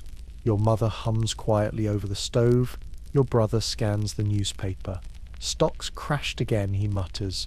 You don't understand the numbers, but you see the worry in his face. Factories close when investors panic. Warehouses empty. Docks fall silent. For families like yours, markets are invisible threads, felt not in paper gains but in layoffs, in shorter hours, in envelopes that come back light on payday. In Iowa, the millers stand in their barn, pitchforks in hand, hay dust floating in golden shafts of light. John listens to the radio perched on a shelf, the voice crackling with urgency. Heavy selling reported on the New York Stock Exchange. Banks assure public of stability. His hands grip the wooden handle tighter. Wheat prices had already fallen. Corn too. Hogs barely worth hauling to market. Now the markets that fund the banks that hold their loans tremble like the earth beneath a quake.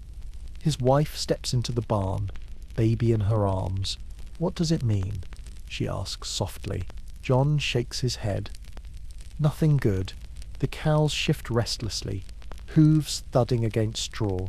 Outside the fields are golden, ready for harvest.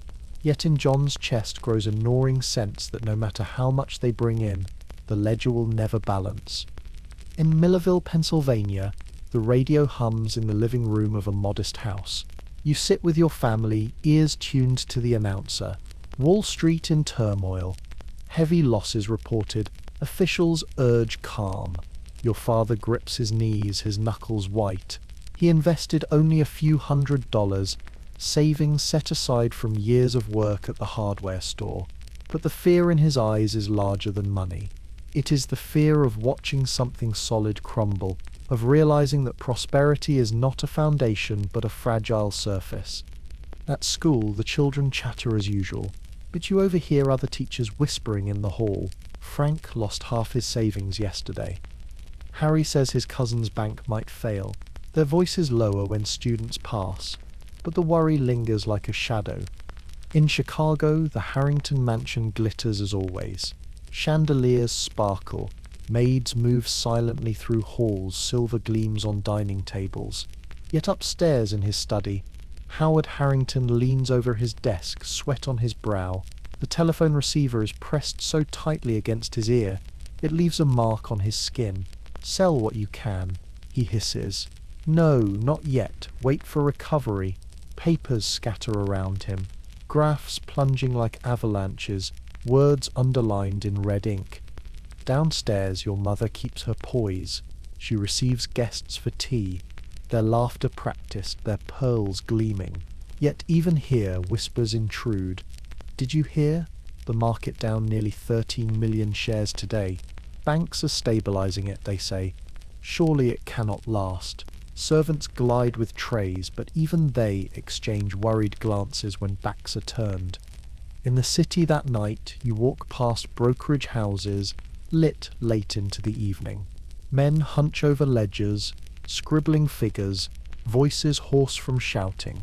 Crowds linger on sidewalks, staring at chalkboards updated every few minutes. The electric lights glow harsh against pale faces. Police patrol more heavily, their eyes scanning for unrest. The panic does not end that day. It spreads, lingers, deepens. On Friday, selling continues. On Monday, more. By Tuesday. October 29, Black Tuesday. The bottom truly falls out. Billions vanish. Fortunes crumble. Paper wealth dissolves into air. But already, On this Thursday, the sense of inevitability hangs in the air like smoke after fire. You close your eyes and hear it all at once. The roar of the exchange, the murmur of radios on farms, the whispers in small towns, the clinking of crystal glasses in mansions. A nation bound by invisible threads now feels the tug as one. In a tenement, a mother stretches soup thinner, hoping her husband's job holds. On a farm, a father recalculates debts, pencil digging into paper. In a small town, a teacher prepares lessons while wondering how long the store will keep her father employed. In a mansion, a banker stares at ledgers, calculating losses even as his butler polishes silver. 4 worlds, separate and distinct, now share a single fate. The string has broken. The decade that roared with music, speed and light is giving way to silence, to uncertainty, to nights where sleep comes hard and mornings bring no answers. As you drift, the sound of the ticker tape fades into nothing, its frantic clatter dissolving into the steady beat of your own heart. The world is shifting beneath you, but you are still breathing, waiting. Tomorrow will come, and with it, the long unraveling. The roar of Black Tuesday fades, but its echo lingers. You wake in early November 1929, only days after the crash. The world looks the same. The sun rises, the streets hum, but beneath the surface everything feels altered, as though the ground itself has shifted. In New York, the tenement walls are still thin, pipes still clank, and children still race down the stairs. Yet your brother Joseph has stopped leaving each morning with hopeful eyes. Factories that once had lines of men waiting now close their doors. On the corner you notice a new figure, a man in a suit, fine fabric worn shiny at the elbows, selling apples from a crate. A nickel each. He bows his head as neighbors pass, embarrassed but desperate. Used to be a broker, someone whispers. The word carries both pity and disbelief. At breakfast, your mother hums softly, ladling cabbage soup into bowls. The same meal as always, yet her voice falters. "Rent's due," she says finally. "We'll manage," your father insists, though his cough punctuates the words. He still works nights on the docks, but shifts have shortened. Cargo moves slower, ships idle longer. You eat in silence, the thin soup warming your stomach but not your worry. Downtown, banks are crowded. Long lines stretch out the doors as people demand withdrawals. Tellers paste on strained smiles, their hands moving quickly, counting bills with practiced precision. Behind them, managers whisper, brows furrowed. Some banks close their doors early, chalkboards outside declaring closed for the day. Rumors swirl like smoke. Some banks are safe, others teetering. Nobody knows which is which. On the Iowa farm, November winds whip across bare fields. The millers have finished harvest. Barns stacked with corn, bins full of wheat, yet prices remain abysmal. John sits at the kitchen table, staring at the radio. The announcer's voice crackles. Markets unsettled. Further declines possible. Officials urge confidence. His pencil scratches furiously across paper, numbers refusing to balance. His father, stiff with age, shakes his head. "Never seen prices this low," he mutters. Neighbors say Petersons are leaving for California. John's wife feeds the baby, eyes downcast. "We'll be fine," she says, but her voice trembles. The new tractor sits in the barn, shiny and expensive, bought on credit when prices were high. Now every glance at it feels like a weight pressing harder. Outside, the fields lie quiet under grey skies. A crow circles above, cawing harshly. The land provides, but the market does not. The disconnect grows sharper with each passing day. In Millerville, Pennsylvania, Main Street bustles as usual, but there is an undercurrent of unease. At the hardware store, your father counts receipts twice, frowning at the total. Customers are fewer, their purchases smaller. "Just nails today," one man says.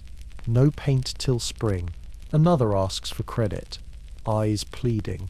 Your father nods reluctantly. but his hands shake as he writes it down.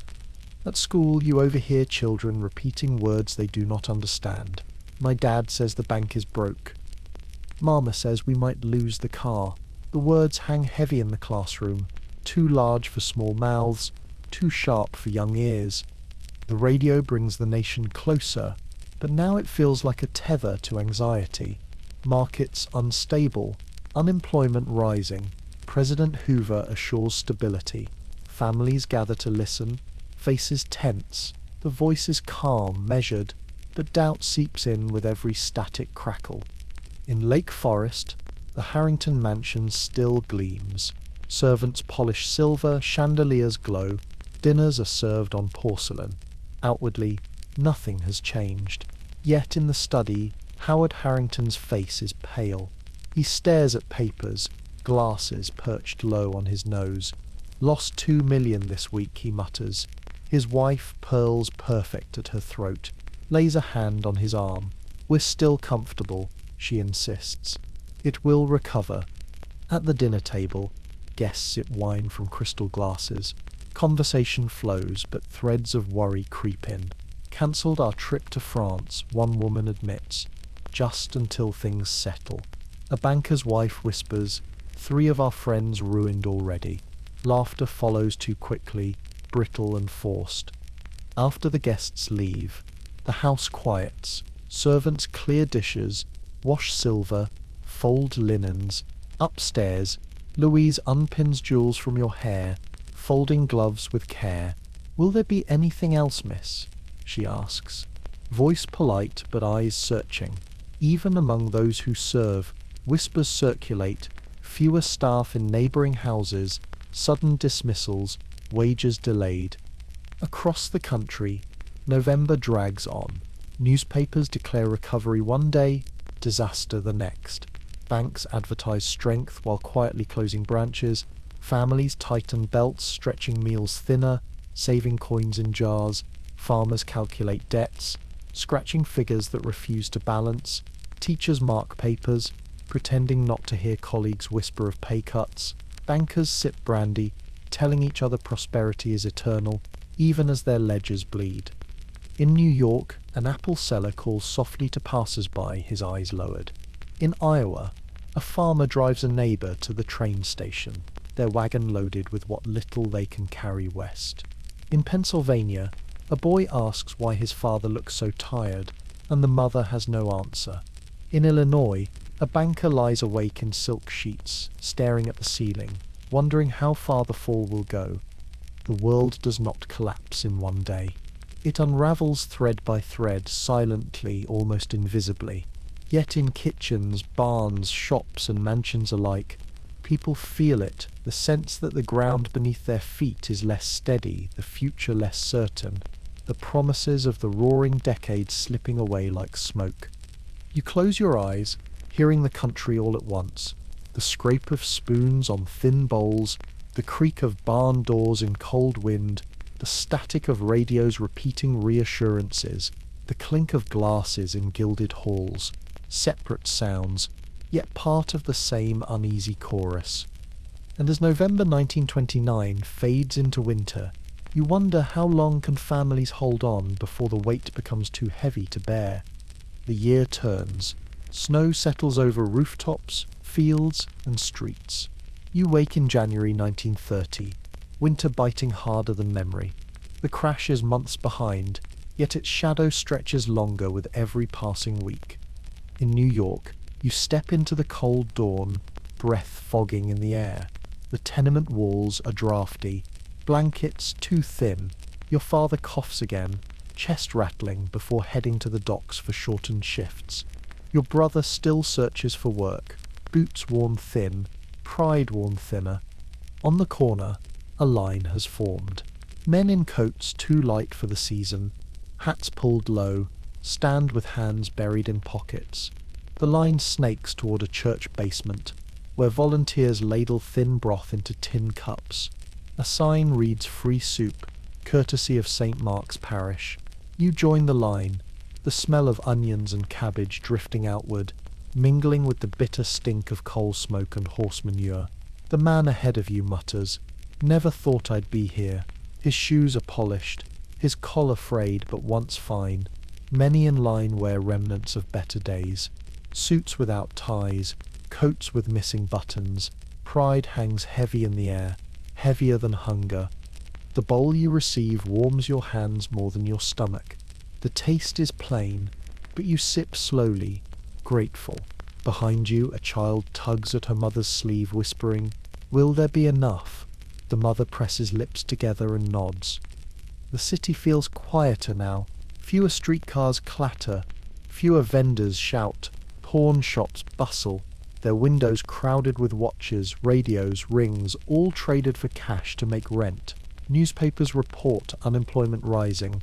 The headlines are bold, but the words feel pale compared to the faces you see daily. Neighbors evicted, friends vanishing without goodbye. The scene shifts. In Iowa, the fields lie frozen under pale skies. The millers wake to the groan of wind through barn boards, the crunch of frost beneath boots. Inside the farmhouse, the stove burns, but wood piles shrink faster than expected. John sits at the kitchen table, ledger before him, pencil tapping. The numbers are merciless. Corn prices collapsed further. Wheat not worth hauling to market. Hogs fetch less than feed costs. His father warms stiff fingers by the stove. In my day we worried about drought or flood. Now it's bankers. The radio on the shelf hums faintly. Farm foreclosures increasing. Agricultural depression worsens. John's wife hushes the baby, eyes lowered. The child gnaws at a crust of bread. Too young to know hunger, too young to understand worry. Outside, the Chevrolet sits in the yard, snow drifted against its wheels. They use it rarely now. Gas costs too much. The horse, once almost retired, is back in harness, pulling loads through snow. Progress reverses, step by step. In the barn, cows shift restlessly, their breath steaming in the cold. John leans his head against one, eyes closed briefly. The animal is warm, solid, steady. He rises again, finishing the milking, the rhythm of survival unchanged even as the world around him crumbles. In Millerville, Pennsylvania, the small town feels less secure. Main Street is quieter. The millinery shop closed last week, its windows boarded. At the pharmacy, Mr. Peterson sighs. People can't afford medicine. Aspirin's a luxury now. Your father at the hardware store sells nails, rope, a few tools, but fewer every week. Customers ask for credit, voices hesitant. He writes it down, though the ledger grows longer, red ink spreading like blood. At school, children whisper new words. Unemployed, foreclosure, soup line. A boy admits quietly that his father left for Philadelphia in search of work. Another says his sister quit school to take a job at the diner. Their voices are small, but their eyes are older than they should be. Evenings bring the radio's glow, voices tinny but insistent. President Hoover assures the nation recovery is near. Prosperity will return. Your family sits in silence, each person holding thoughts unspoken. The promises feel distant, thin against the weight of empty pockets and shuttered shops. In Lake Forest, the Harrington mansion shines against the snow. The driveway is shoveled clean by staff. The windows glow with warm light. Inside, fire crackles in marble hearths. Silver gleams on polished tables, violins tune for the evening's ball. Guests arrive in chauffeured cars, furs brushing snowy ground, laughter spilling into the night. Yet even here the atmosphere has shifted. Howard Harrington smiles, cigar in hand, but his eyes dart often toward the study, where financial papers lie in neat stacks. He has not spoken of losses publicly, but rumours swirl. A friend bankrupted, another forced to sell his estate. At the dinner table, champagne sparkles in crystal flutes, but conversation trembles at the edges. Markets will recover. Someone declares too quickly. It always does. The laughter that follows is high, brittle. Upstairs, Louise helps you prepare for the ball. Diamonds catch the candlelight. Silk glides against your skin. Yet even you feel the change. The orchestra downstairs will play lively jazz, couples will whirl beneath chandeliers, but beneath every laugh lies a question: how long can the illusion hold? The dance begins, gowns swishing, shoes tapping. The music rises, horns bright, drums sharp. For a few hours the world feels normal, extravagant, confident, careless, but in the corners, whispered conversations betray unease. My husband sold the Packard. We've dismissed 3 servants. Palm Beach may not be possible this year. When the last song ends and the guests depart, silence falls. Servants clear glasses, fold linens, polish silver late into the night. Upstairs you remove diamonds one by one, handing them to Louise to secure the jewels' gleam, but they feel heavier than before. Across America, the winter of 1930 settles like a weight. In cities, soup lines lengthen, boots crunching on icy sidewalks as men wait in silence. In farms, barns creak under the wind. Families count coins and pray the bank holds off another season. In small towns, shop windows darken, radios repeat promises that sound fainter each night. In mansions, chandeliers still glow, orchestras still play, but whispers creep into even the grandest halls. You lie in bed, hearing it all, the scrape of spoons in church basements, the moan of wind across empty fields, the static of radios promising stability, the muted clink of crystal glasses behind drawn curtains. Different lives, yet joined in a single winter, the first of many. And as sleep approaches, you feel it. The decade of Raw has ended. What comes next is not music, not laughter, but endurance. The snow of 1930 melts into a new year, but the thaw does not bring relief. You wake in January 1931, and the Great Depression no longer feels like a rumour or a passing storm. It is here, heavy as stone, pressing on every town, every farm, every household. In New York, the tenement looks the same. Narrow walls, sagging beds, windows rattling in the wind. But the street outside tells another story. Men gather on corners not to talk but to wait. Hats pulled low, hands shoved into empty pockets. Factories that once rattled with sewing machines stand silent, windows dark. A notice nailed to a door reads closed until further notice. You step outside and join a crowd moving toward Union Square. The air smells of coal smoke and sweat, heavy with the sound of footsteps on pavement. Voices rise, angry, desperate. "We want work," someone shouts. Another answers, "We want bread." Police stand at the edges, batons ready, their eyes scanning the restless crowd. You remember the soup line last winter, the church basement filled with thin broth and shame? Now lines snake for blocks, not just men but women, children, entire families shivering together. Relief agencies cannot keep up. The city itself feels tired, beaten down by hunger and cold. That evening, you climb the stairs back to the tenement. Your father coughs again, deeper, harsher. Your brother Joseph stares at his boots, silent. Your mother hums softly, ladling cabbage soup, stretching it thinner than ever. The smell is faint, the taste weaker, but you eat, because eating is survival. Outside, the sound of shouting still echoes faintly, carried on the wind. In Iowa, the millers rise before dawn, the barn colder than memory. The cows breathe steam into the air, their lowing filling the silence. John's hands work mechanically, milking, feeding, shoveling. Yet his mind is elsewhere, on the bank in town, on the debt notice pinned to the wall, on the threat of foreclosure. At the kitchen table, he stares at the ledger again. Numbers blur into each other. Wheat sells for pennies, hogs not worth the effort of raising. Taxes loom, debts pile. His wife places bread before him, her smile thin but brave. "Maybe this year will turn," she whispers, but her voice carries no conviction. In town, farmers gather outside the bank. Faces grim. One man pounds a fist against the door. "We won't lose everything." he cries. Others nod, their voices low but hard. Rumours spread, farmers blocking foreclosure sales, standing together to prevent outsiders from bidding. The law belongs to the banks, but anger belongs to the farmers.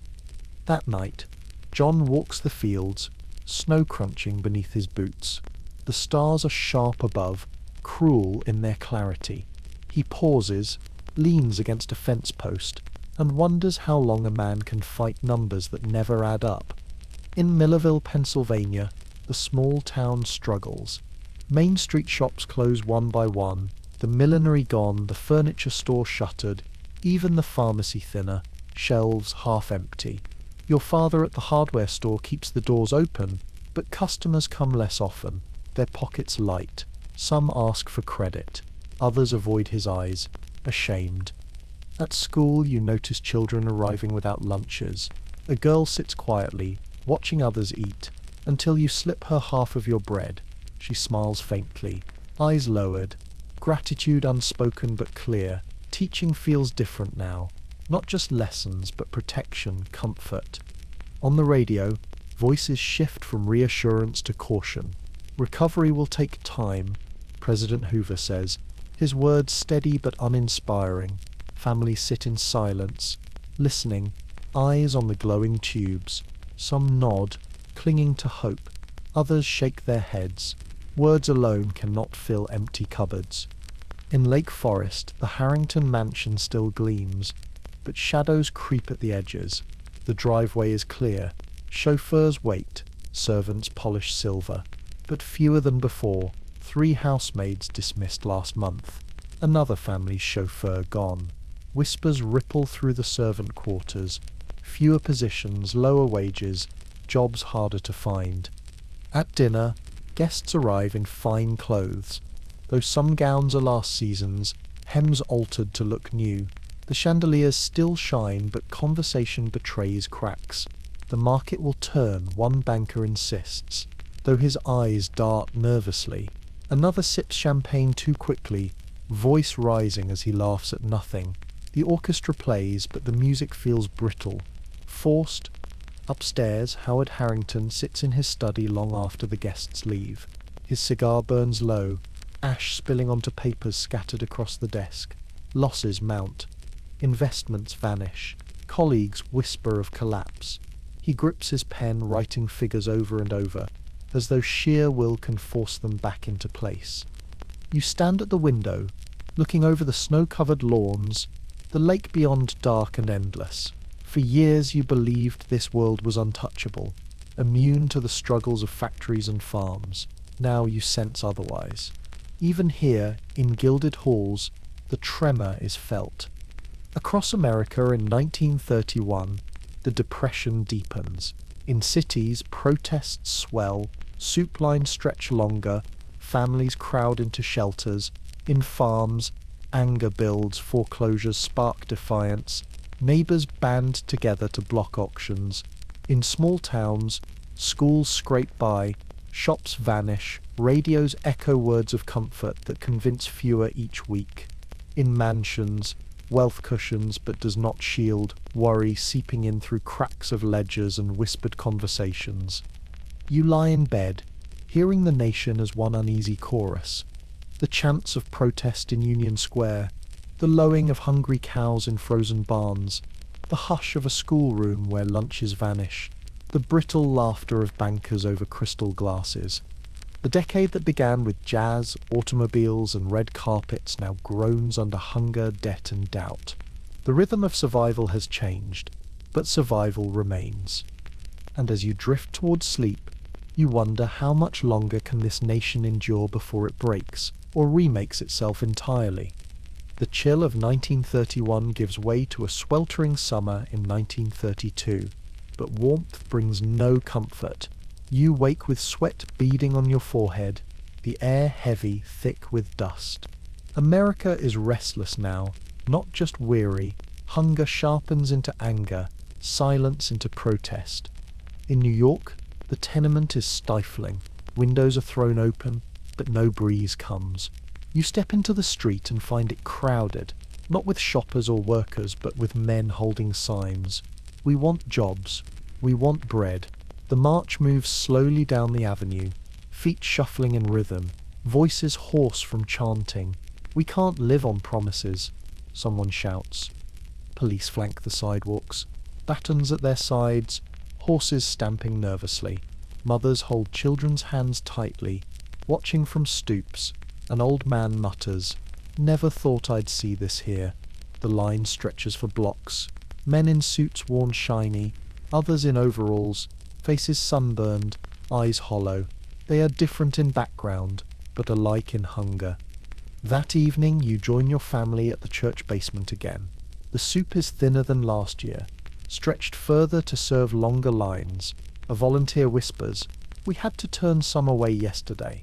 You sip slowly, tasting mostly water, but your hands cling to the bowl's heat. Around you, silence reigns, broken only by the clink of spoons. Even in a room full of people, the emptiness feels endless. In Iowa, dust rises from parched fields. Rain has been scarce, crops thin.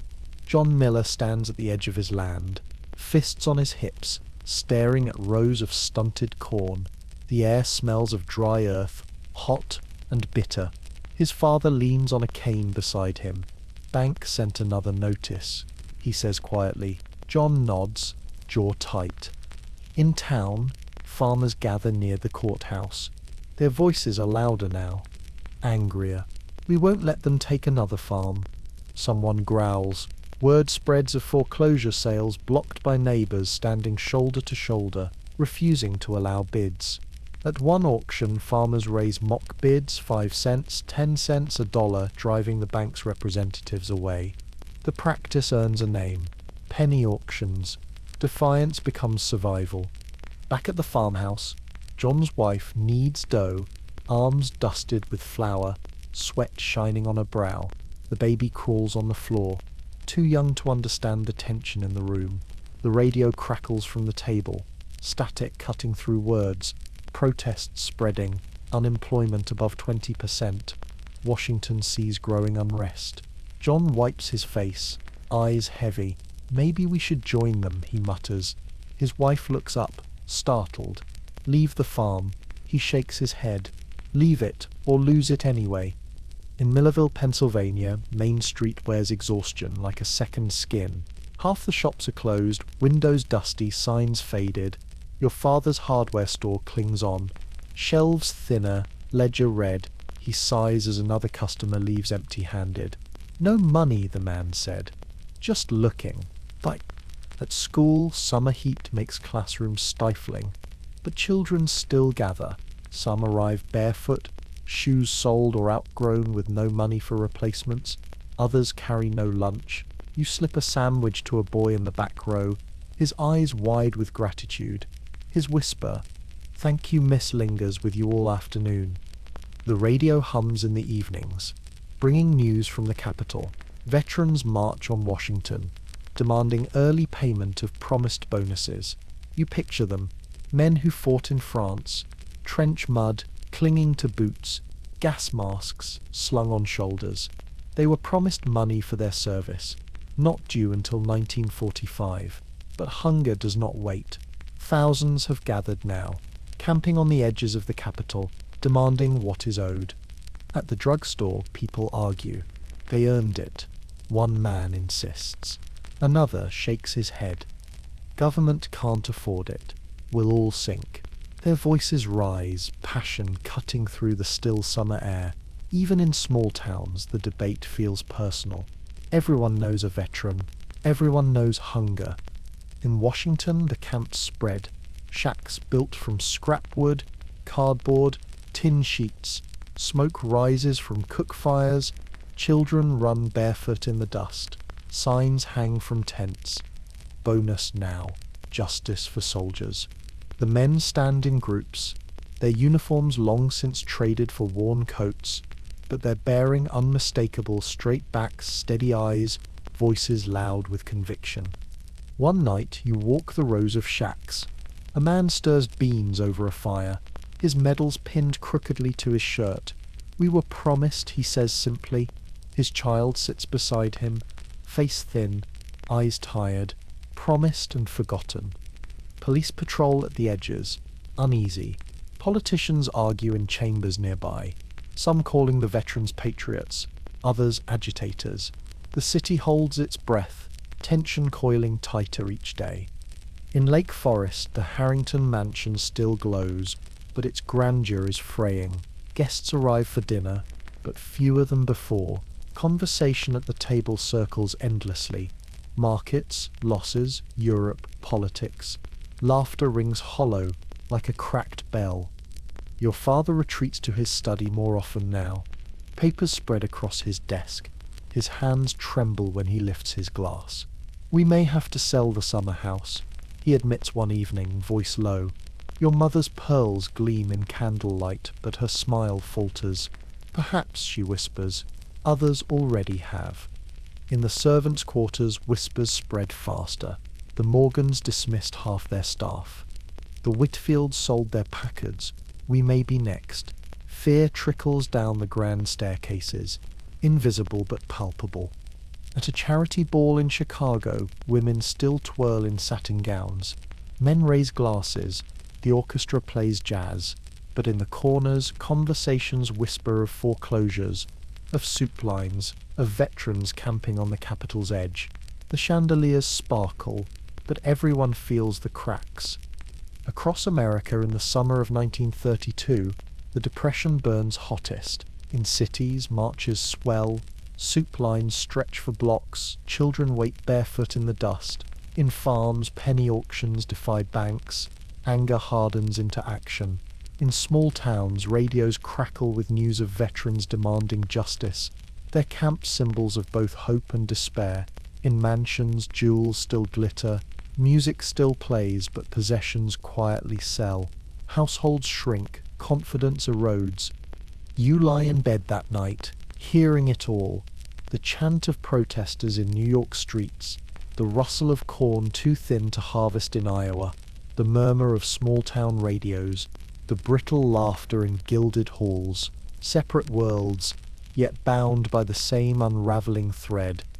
And as the summer heat presses heavy, you wonder how long can anger simmer before it boils over. Winter settles again, harsher than the last. You wake in December 1932, and the cold gnaws through walls, clothing, bones. By now, the depression is not a sudden shock, but a grinding weight. It has carved itself into the rhythm of daily life, into the lines of faces, into the way voices lower when speaking of tomorrow. In New York, the tenement is brittle with frost. Windows are rimmed with ice. Water pipes groan. Blankets are too thin. The coal stove too small. Your father coughs in the next room. The sound sharp, wet, unrelenting. He forces himself out into the docks anyway, shoulders hunched, scarf pulled tight. Work is scarce, but hunger is constant. Outside, the city wears desperation. Men cluster in doorways, shoulders pressed together for warmth. In the park, shacks of wood, cardboard and tin sprawl across the frozen ground. Hoovervilles, they call them now, bitterly named for the president, blamed for their plight. Smoke drifts from makeshift chimneys, carrying the acrid smell of burning scrap wood.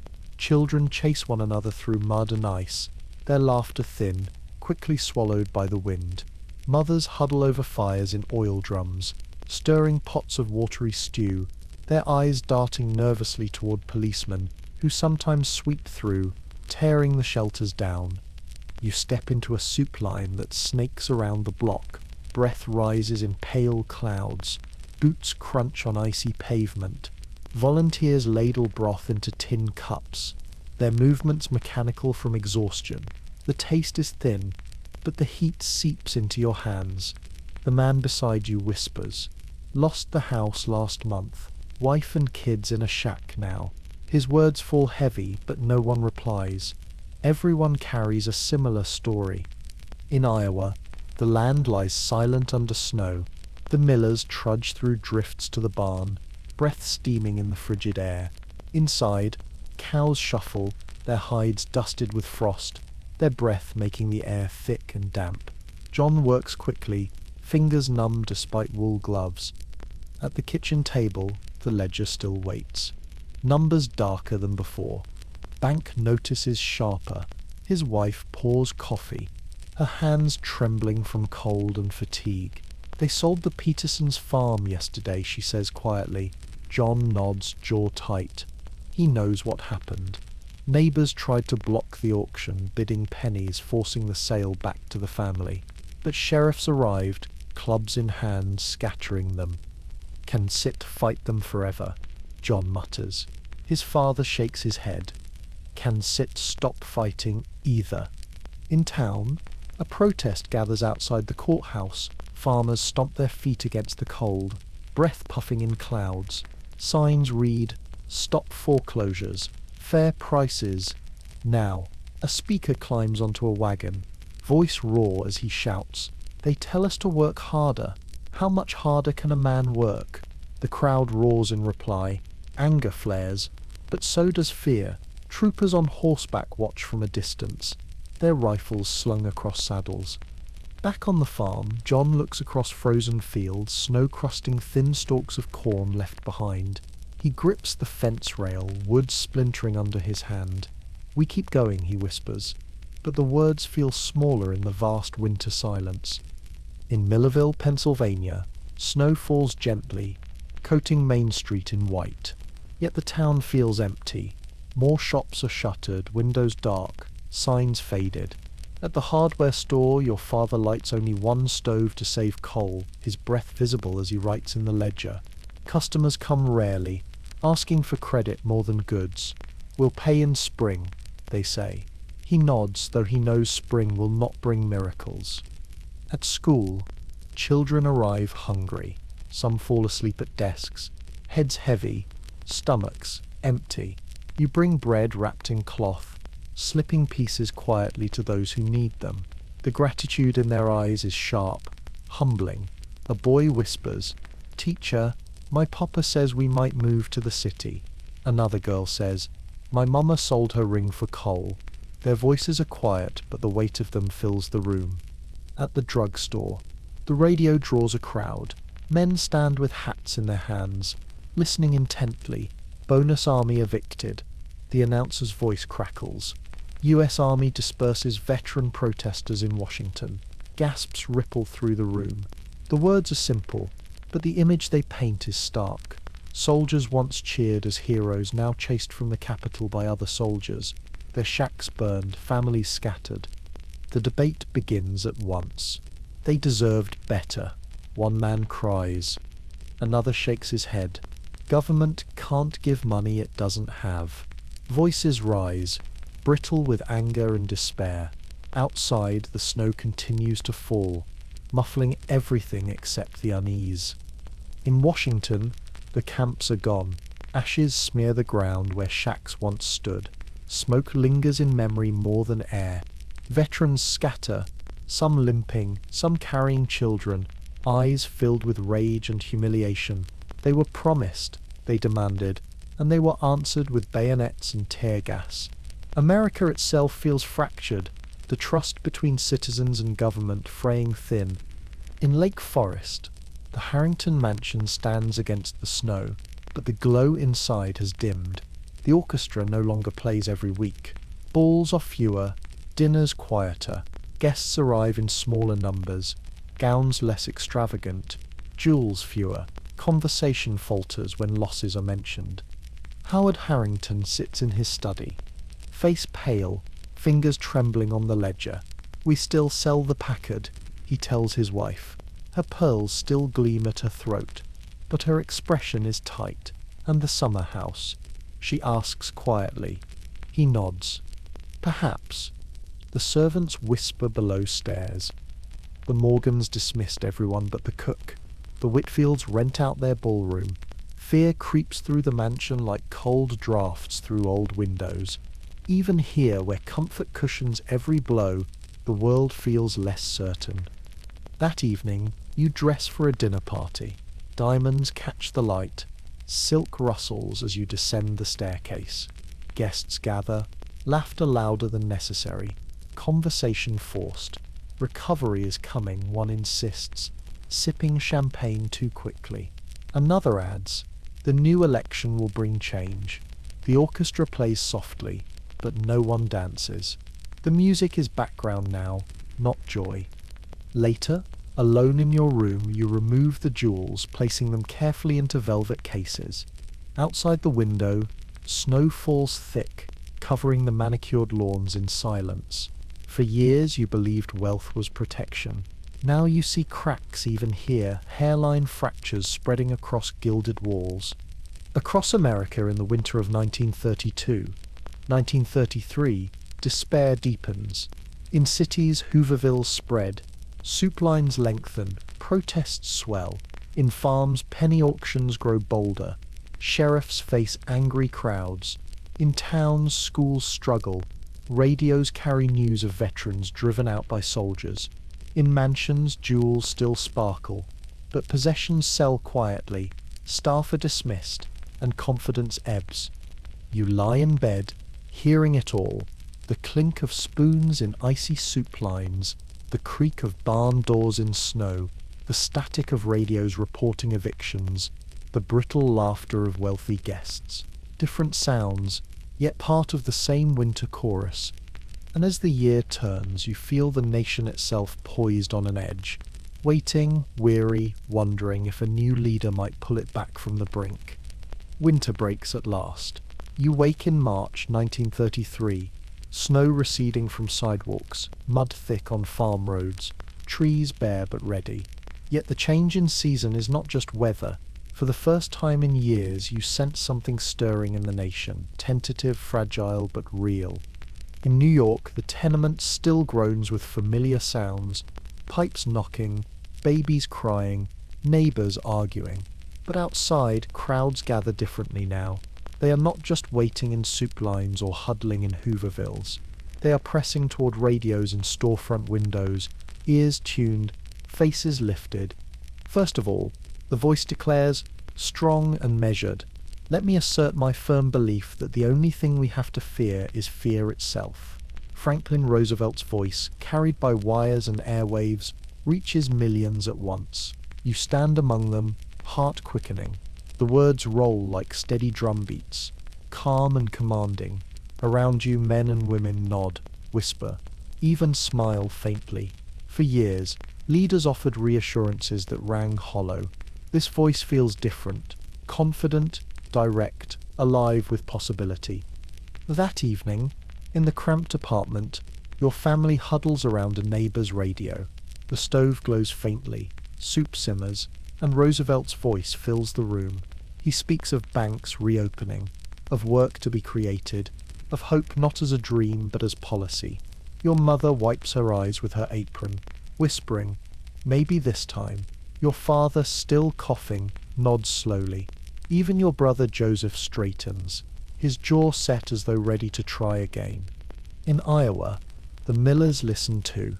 The farmhouse is still drafty, the ledger still harsh, but the voice from Washington cuts through despair. Action and action now. John leans closer to the radio, elbows on the table, pencil forgotten. His father mutters. He sounds like a man who means it. Ni sanubis. Soon after, word spreads, the Agricultural Adjustment Act. Prices might rise again. Farmers may be paid to leave land fallow to balance supply and demand. It sounds strange, being paid not to grow, but desperation softens skepticism. John walks his fields, snow melting into wet earth, and wonders if the land itself might breathe easier. At the co-op in town, men gather, voices cautious but brighter. They're talking seed loans, one says. Might get help to plant. Another nods. Government buying surplus grain. Maybe we'll make it.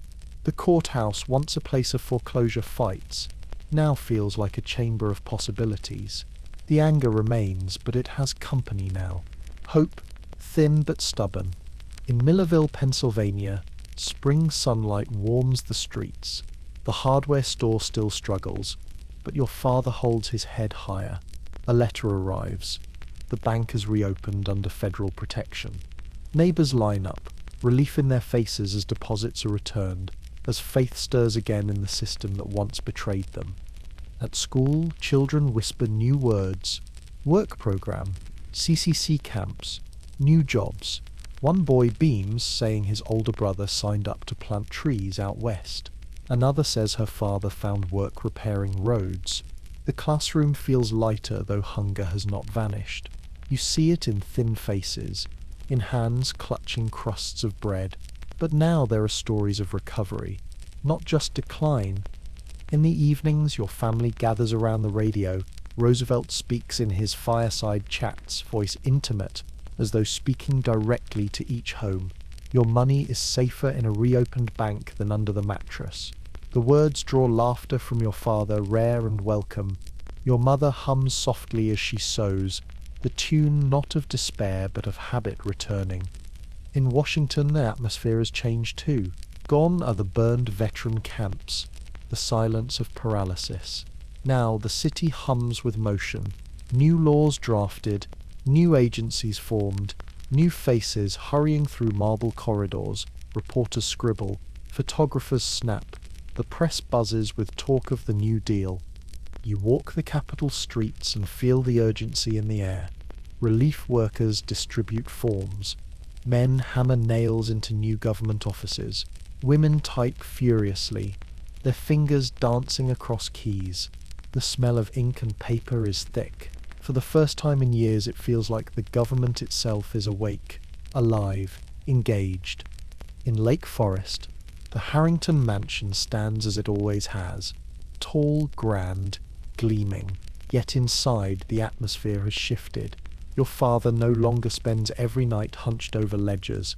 Instead, he reads the papers aloud, voice tinged with cautious optimism. Market steadier today, he notes. Banking holiday seems to have restored confidence. At dinner, guests discuss Roosevelt with surprise. Bold, one declares. Reckless, says another. Yet even the skeptics admit the change is palpable. Servants whisper below stairs too. The Morgans rehired a maid. The Whitfields reopened their ballroom. It is not abundance, not yet, but it is motion in the right direction. One evening you attend a charity gala in Chicago. The chandeliers still sparkle, but the tone feels different. Gone is the brittle laughter, the denial. Now the talk is earnest, urgent. Relief must reach everyone. A woman says, charity alone cannot carry this weight. Another nods. The government is finally doing something. The orchestra swells, and for the first time in years, couples dance not to forget but to celebrate possibility. Across America in spring 1933, hope flickers like green shoots pushing through frozen ground. In cities, soup lines remain. Hoovervilles still sprawl, but radios carry voices of action, of plans, of change. In farms, barns are still cold, debts still loom. But policies promise balance, breathing room. In small towns, shops reopen slowly, banks steady under new laws. Children whisper of fathers finding work. In mansions, jewels still gleam, but laughter sounds more genuine, tempered by humility. You lie in bed, hearing it all, the murmur of Roosevelt's voice through radios, the creak of plows in thawing fields, the laughter of children in dusty schoolyards, the music of orchestras daring to play brighter tunes. The decade of roar is gone, the years of despair still heavy, but something new rises, the sense that the nation, battered but unbroken, might stitch itself together again. And as spring sunlight warms your face, you wonder, can hope, fragile as it is, be enough to carry millions forward into tomorrow?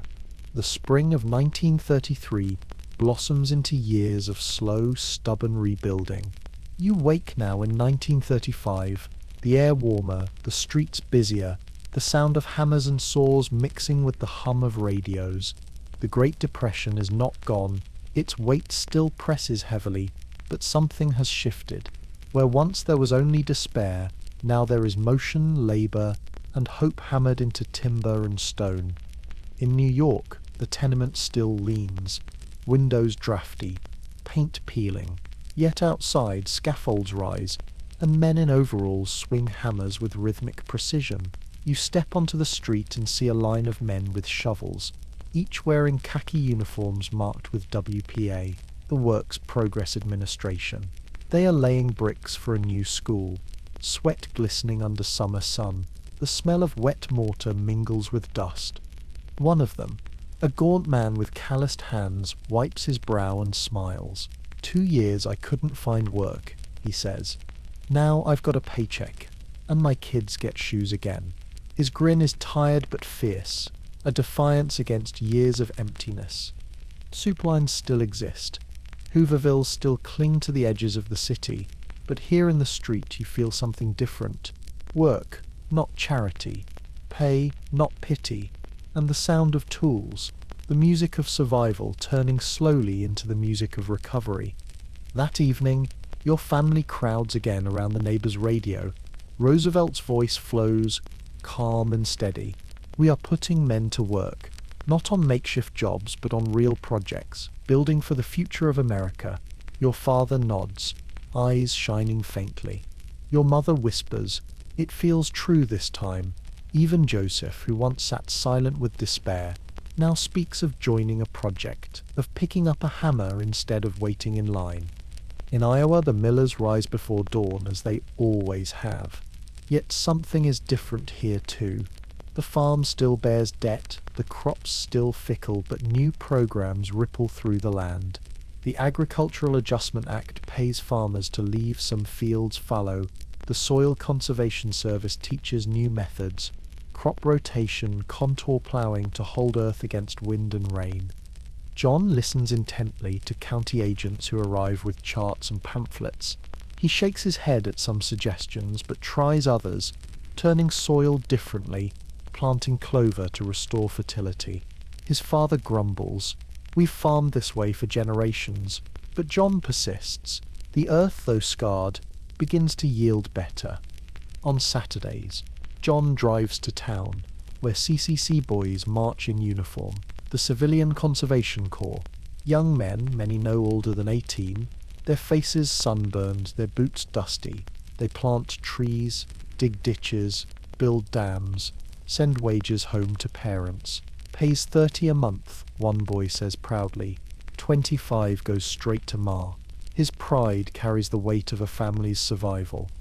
That evening, John walks his own fields, hearing the faint hum of tractors from neighboring farms, the laughter of CCC boys camping in the woods. For the first time in years, he feels not just endurance but possibility. In Millerville, Pennsylvania, Main Street no longer looks deserted. Some shops reopen, freshly painted, their windows brighter. At the hardware store, your father sells more nails, more rope, more lumber. Government project out by the river, he explains. New bridge going up. Folks need supplies. His smile is faint but real. At school, children still arrive hungry, but fewer. Some fathers now work for WPA projects, repairing roads, building schools, even painting murals in post offices. Their children's faces show pride. "My papa's building the library," one girl says, chin lifted. You smile, warmed by her words. In the evenings, the radio hums again. A new voice joins Roosevelt's songs drifting from WPA-sponsored concerts. Plays broadcast live, cultural programs meant not only to feed but to lift spirits. The sound of violins fills your living room, thin through static but beautiful nonetheless. Your mother closes her eyes, letting the music soften the day's worries. In Washington, the city hums with paperwork, typewriters clattering, clerks shuffling documents. Agencies sprout acronyms like trees sprout leaves. WOLEPA, CCC, TVA, NRA. Marble corridors echo with the urgency of rebuilding. You walk the mall and see men digging trenches, laying pipes, planting trees. The smell of earth, the sound of shovels, the sight of sweat-darkened shirts. It feels like the capital itself is being remade. Tourists arrive too, curious to see the new murals in government buildings. Painted in bold strokes, they show farmers sowing, workers building, families standing proud. Art becomes propaganda, but also hope. Reminders that this suffering is shared, that it has meaning. In Lake Forest, The Harrington mansion remains tall and grand, but even here change ripples. The orchestra no longer plays weekly balls, but occasionally the family hosts gatherings where conversation is not just about Europe and society, but about Washington. At dinner, your father admits, the program stabilized the banks. Investment still thin, but steadier. Your mother adds softly, perhaps the worst has passed. Guests nod, their laughter less brittle, their eyes less haunted. They speak of WPA projects they've seen, bridges gleaming new, roads smoothed, dams rising. Even the wealthy, who once sneered at government interference, now admit the nation feels sturdier. Servants whisper below stairs too. The Morgans rehired staff. The Whitfields open their ballroom again. Work returns in small waves, not just for the rich, but for those who serve them.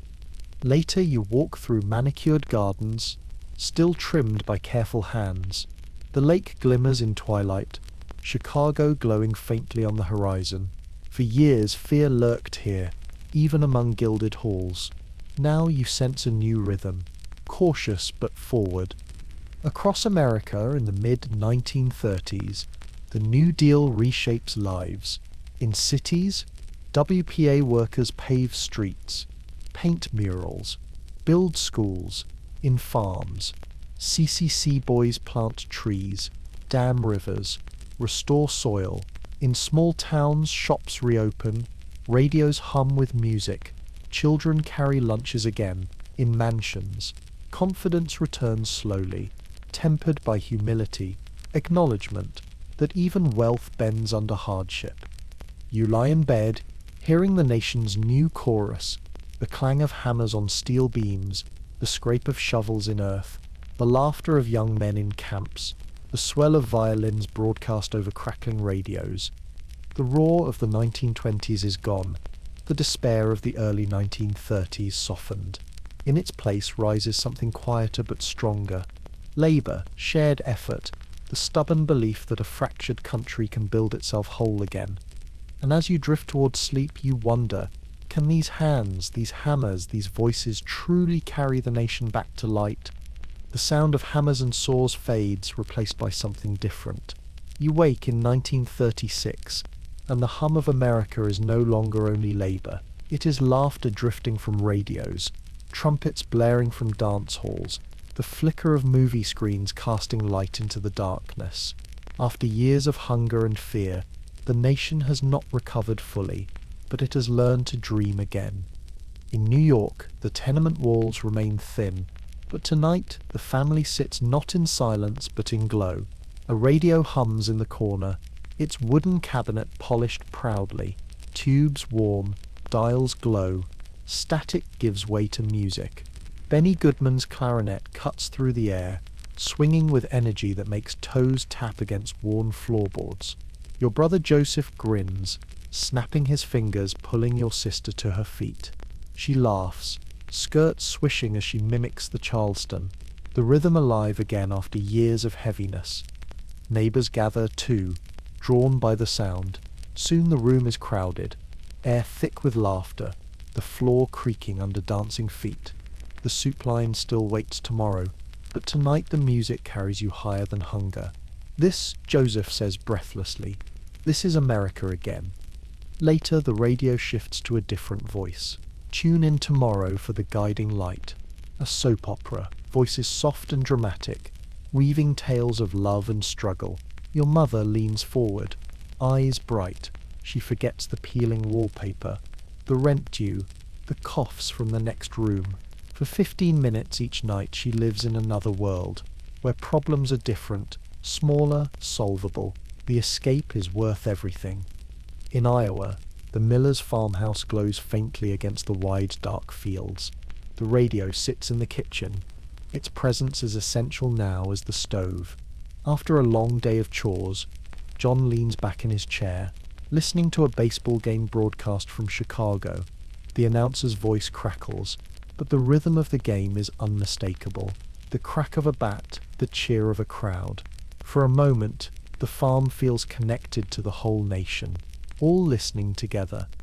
His father nods. remembering his own youth.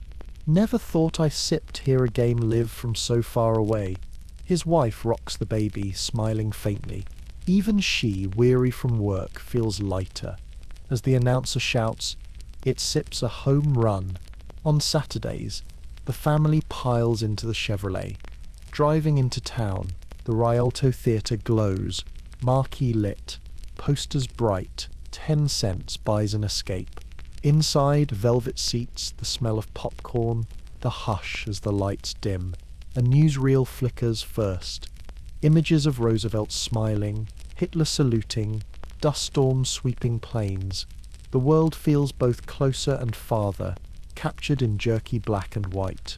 Then the feature begins. Fred Astaire and Ginger Rogers dancing across the screen. Elegant, effortless. The Millers lean forward, breath caught. For 90 minutes they forget debts, drought, cold. The screen is brighter than worry, larger than fear, walking home under the stars. Their steps feel lighter, laughter trailing in the night. In Millerville, Pennsylvania, the small-town theatre is the beating heart of Main Street. On Saturdays, families crowd the sidewalk, children clutching coins, men lighting cigarettes, women adjusting hats. Posters announce Clark Gable, Jean Harlow, Charlie Chaplin. Inside, you sit among neighbors, the room filled with warmth and chatter. When the lights dim, silence falls, broken only by gasps and laughter at the screen. Laurel and Hardy stumble. Chaplin twirls his cane, the audience roars. You laugh too, stomach aching, tears in your eyes. For an hour you are not a teacher balancing hunger and hope. You are simply part of a crowd, alive with joy. On Sundays the church bell rings, but afterward many gather at the drugstore. The soda fountain hums cherry phosphate's fizz, and the radio plays. Roosevelt speaks sometimes, calm and steady. Other nights it is music or comedy or a serialized drama. Each voice threads through the town, binding everyone together. In the evenings you prepare lessons by lamplight, but from every window on the street you hear the same hum, the nation tuned to the same stories, the same laughter, the same songs. It feels like a lifeline stretched across thousands of miles. In Lake Forest, the Harrington Mansion still stands tall, its halls echoing with softer voices now. The grandest balls are fewer, but dinners continue, and the radio has become as central here as in the tenement. Servants gather in the kitchen to listen quietly after work, while upstairs the family leans near the parlour set. Howard Harrington sits straighter these days, investments steadier under Roosevelt's programs. Yet even he listens intently when Roosevelt's fireside chats fill the room. We must move as a trained and loyal army. The president intones and the banker nods slowly. For once, he murmurs. He makes me believe it. In the evenings, his daughter drifts into the music room. A Victrola spins Glenn Miller's latest record, smooth and brassy, filling the air with warmth. Friends visit, laughing softly, speaking less of losses and more of films they've seen, songs they adore. Did you hear? One whispers. Shirley Temple sings now. Imagine that. Even the wealthy crave escape, and Hollywood delivers. One night, the family attends a premiere in Chicago. The theatre is grand, gilded ceilings, velvet curtains, chandeliers blazing, flashbulbs pop outside, reporters scribble, crowds cheer. Inside, the film rolls, dazzling with technicolor, new, brilliant, impossible. The audience gasps at the richness of it, colors flooding the screen like a promise that life itself could be brighter. Across America in the late 1930s, culture becomes more than distraction. It becomes survival. Radios hum in kitchens, parlors, and servant quarters alike, carrying laughter, music, news. Theaters glow in towns and cities, screens flickering with dancers, comedians, heroes larger than life. Dance halls thrum with swing bands, feet stomping, skirts swirling, trumpets blasting. For the poor, it is escape. For the middle class, it is connection. For the rich, it is reassurance. Together, it is proof that even in hardship joy can bloom. You lie in bed at night, hearing it all. Goodman's clarinet bouncing through radios, Chaplin's silent antics sparking laughter, Roosevelt's steady voice guiding the weary, Astaire's shoes tapping across polished floors, a chorus of sound, a web of stories, weaving a nation back together. The decade no longer roars as it once did, but it sings, not with reckless abandon, but with resilience, rhythm, and hope. And as you drift towards sleep, you wonder when people can laugh, sing, and dream together. Is that not its own kind of recovery? The laughter of radio comedies fades, replaced by another sound, faint, distant, but insistent. You wake in 1938, and the air carries two rhythms at once, the steady beat of a nation rebuilding, and the uneasy murmur of a world drifting toward war. In New York, the tenement no longer feels quite as broken. Windows still rattle, paint still peels, but more men have work now. WPA projects, road crews, and bridge construction. Your brother Joseph rises early each morning, pulling on boots with purpose. He whistles as he laces them, a sound you had not heard in years. Yet at night, when the radio hums, the music is sometimes interrupted by voices from overseas. Hitler annexes Austria. Mussolini in Ethiopia. Spanish Civil War rages on.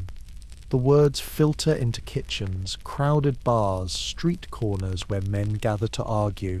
Some scoff, not our fight. Others frown. Didn't Setri say the same in 1914? On October nights, families sit by radios, listening intently to Roosevelt's calm words, then switching stations to the laughter of Jack Benny or the swing of Artie Shaw. The balance is fragile, escape and reality dancing together in the glow of tubes. One autumn evening, panic itself leaps from the airwaves. Ladies and gentlemen, we interrupt our program. A broadcast of Martians invading New Jersey scatters fear across the nation. You hear it too, heart racing, neighbors rushing into the hallways, whispering. Only later do you learn it was theatre, a play mistaken for truth. Yet the reaction says something. People are nervous already, ready to believe the world could collapse overnight. In Iowa, the millers work fields that feel healthier now. Crops grow steadier thanks to conservation methods. Prices supported by government programs. John leans on his fence post, watching the corn sway, the soil dark and rich. Relief softens his face, though not fully. He remembers lean years too clearly. In the evenings, the family gathers around the radio listening to Roosevelt or farm reports, but the static sometimes carries other voices. British prime ministers, German speeches translated, warnings of conflict. John frowns, rubbing his chin. If Europe burns, will the markets fall again? His wife hushes the baby, eyes on the floor. The younger generation listens differently. John's son, now a teenager, leans forward at the sound of airplanes described. Tanks rolling, armies marching. His eyes widen, not with fear, but with fascination. War to him is not hunger and debt, but distant, almost romantic, until he glances at his father's lined face, remembering that scars of the last war still linger in older men's silences. In town, CCC boys still plant trees, WPA crews still lay roads, but in the barber shop, men argue, Europe's problem, mark my words, will be pulled in. The radio plays Glenn Miller's Moonlight Serenade, and for a moment the argument fades, the song wrapping the town in sweetness. But when the last note dies, silence feels heavier. In Millerville, Pennsylvania, the small town buzzes with contradictions. The hardware store does better now. Contracts from WPA projects, customers buying tools again. Your father smiles more often, though he still counts pennies. On Saturdays, the theatre is full. Children laugh at Mickey Mouse. Families gasp at Snow White, the nation's first full-length animated film. Hope flickers on screens, brighter than the outside world. Yet the radio carries news too. Germany demands Sudetenland. Chamberlain meets Hitler. The names are foreign, but the tension is not. At the drugstore counter, neighbors argue, their voices sharp. One slams his fist. Let them fight their own wars. Another shakes his head. If Hitler takes Europe, he won't stop there. At school, you see it in your students. They whisper about newsreels, about the possibility of another draft. Some giggle nervously. Others grow quiet. One boy asks, "Miss, will there be another war?" You hesitate before answering. "I hope not," you say softly, but your words are more wish than certainty. In Lake Forest, the Harrington mansion glitters again, though more modestly.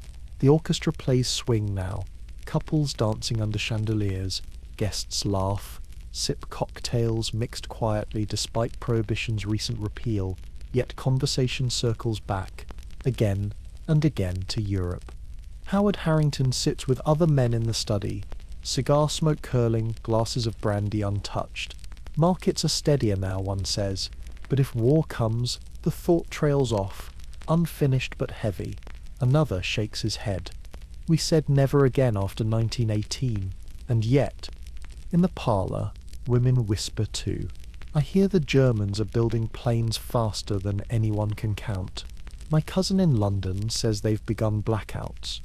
Pearls glitter, gowns shimmer, but unease creeps into the corners. Later, alone in your room, you tune the radio low. A speech in German blares, sharp, harsh, translated by a calm American announcer. Then swing returns, bright and brassy, trying to drown the echo. You stand by the window, looking out at the lake, wondering if distance is protection or illusion. Across America in the late 1930s, the nation walks a tightrope. Radios carry both laughter and warnings. Theatres glow with musicals and cartoons, while newsreels flicker with marching soldiers abroad. Dance halls thrum with jazz, while newspapers warn of dictators. In cities, men still work WPA jobs. Families still crowd Hoovervilles on the edges. In farms, soil grows healthier, crops steadier, but memories of loss still sting. In towns, children still play baseball in dusty lots, but whisper questions about war. In mansions, pearls still gleam, but conversations falter when Europe is mentioned. You lie in bed at night, hearing it all. Goodman's trumpet swinging through radios, Roosevelt's steady reassurances, the harsh echo of foreign speeches, the laughter of families in theatres, a nation still rebuilding, still dreaming, but glancing nervously eastward. The decade that began with glitter, crashed into despair, rebuilt with labour, now trembles at the edge of something larger. The roar may return, not of jazz or prosperity, but of guns. And as you drift towards sleep, you wonder, can the fragile music of recovery withstand the thunder that gathers overseas? The swing of trumpets and the laughter of movie houses fade into something sharper, more urgent. You wake in 1941, a nation still patching its wounds from the Depression, but now standing on the edge of another storm. In New York, the tenement feels less hollow. More men have work now, not in WPA lines, but in factories buzzing with contracts. You step into the street and hear the clang of hammers, the whir of machinery. Shipyards echo with steel plates slamming into place, sparks flying as welders shape the bones of new destroyers. Smoke billows from factories turning out engines, guns, uniforms. Work is back, steady and urgent. Your brother Joseph comes home later these days, his hands black with grease, eyes tired but alive. Defense orders, he says simply, collapsing into a chair. His pay envelope is heavier now. Enough to buy coal without worry, enough to put meat on the table more than once a week. Your mother beams, her apron dusted with flour as she serves stew thicker than in years. Hope sits at the table again, steaming from bowls filling bellies and hearts. Yet at night, when the radio hums, voices grow heavier. The Blitz continues in London. German tanks push deeper into the Soviet Union. The static between sentences feels louder, the silence after each report heavier. Neighbours lean close to radios, brows furrowed. Some mutter, "Not our fight." Others answer, "It's coming whether we want it or not." One autumn night, the radio carries Roosevelt's voice again. We must be the great arsenal of democracy. The words ripple through the tenement like a current. Joseph leans forward, fists clenched. Your father coughs, nodding faintly. Outside, distant horns blare as ships move through the harbour, their silhouettes massive against the night sky. In Iowa, the miller's fields stretch wide, golden in the late summer sun. John stands at the fence line, watching trucks rumble past, dust rising behind them. The government buys grain now, not just for hungry families, but for soldiers abroad. Wheat prices rise, corn too. For the first time in years, the ledger balances. John's wife places bread on the table, thicker slices, butter glistening. Their children eat with laughter, not silence. Yet war shadows even the farm. The eldest son, nearly grown, talks of enlistment. If it comes, he says, voice steady. His mother shakes her head, tears bright. John says nothing, staring at his plate.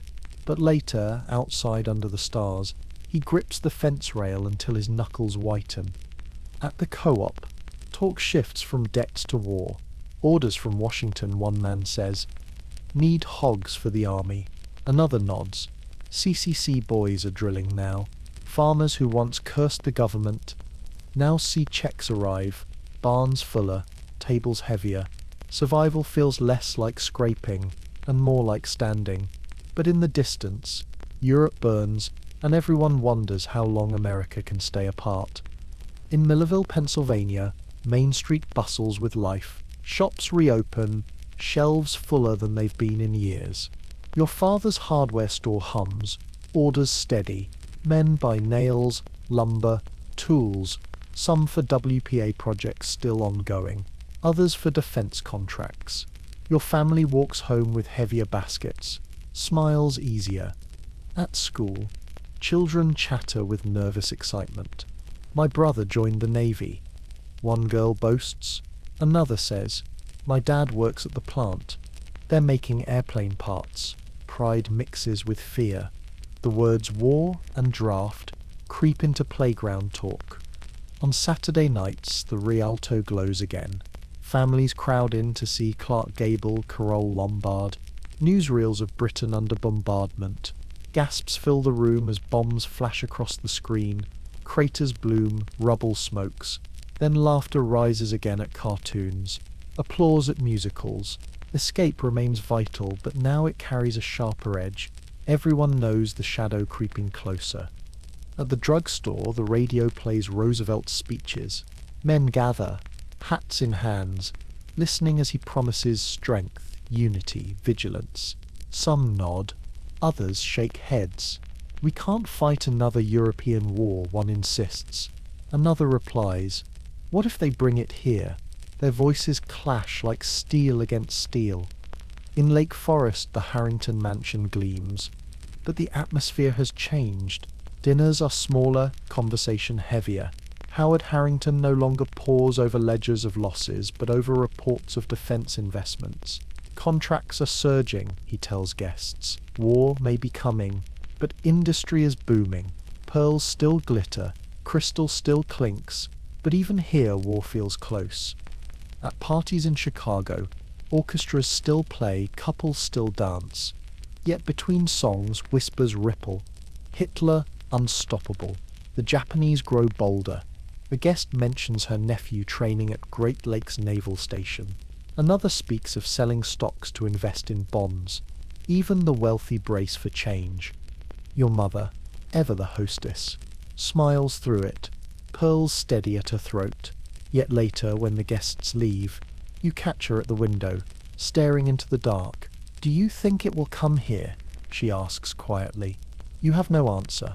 You wake to the sound of a radio crackling with urgency. We interrupt this program. Voices stumble, then steady. Japanese planes attacked Pearl Harbor today, on the Hawaiian island of Oahu. Words tumble, shocking, unreal, battleships burning, planes shattered, hundreds dead. Families lean closer, mouths open, eyes wide. Children whisper, where is Pearl Harbor?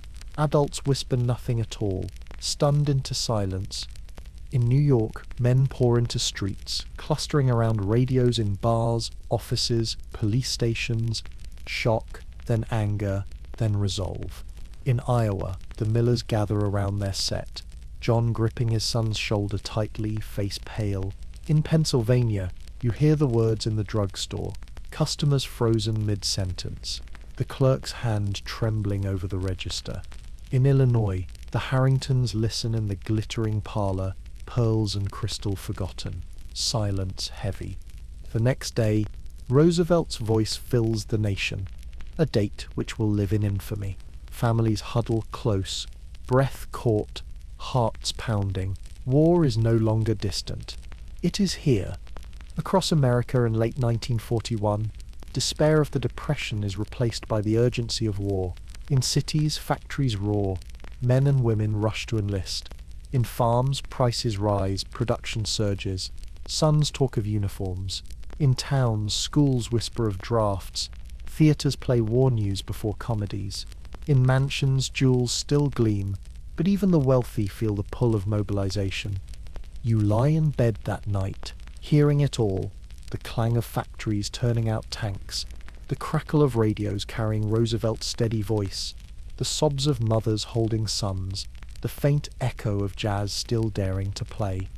The decade that roared, then collapsed, then rebuilt, now surges again, not into prosperity alone, but into war. And as you drift towards sleep, you wonder, will this new storm finally pull America out of despair, or will it demand a price too heavy to bear? You wake in 1943, and the world feels transformed. Factories roar, radios crackle with reports from distant battlefields, and life itself has been bent into the rhythm of war. In New York, the tenement no longer echoes with idleness. Instead, footsteps pound stairs as neighbors hurry to shifts at munitions plants, shipyards and uniform factories. The air smells of oil and smoke, the hum of machinery seeping even through the walls.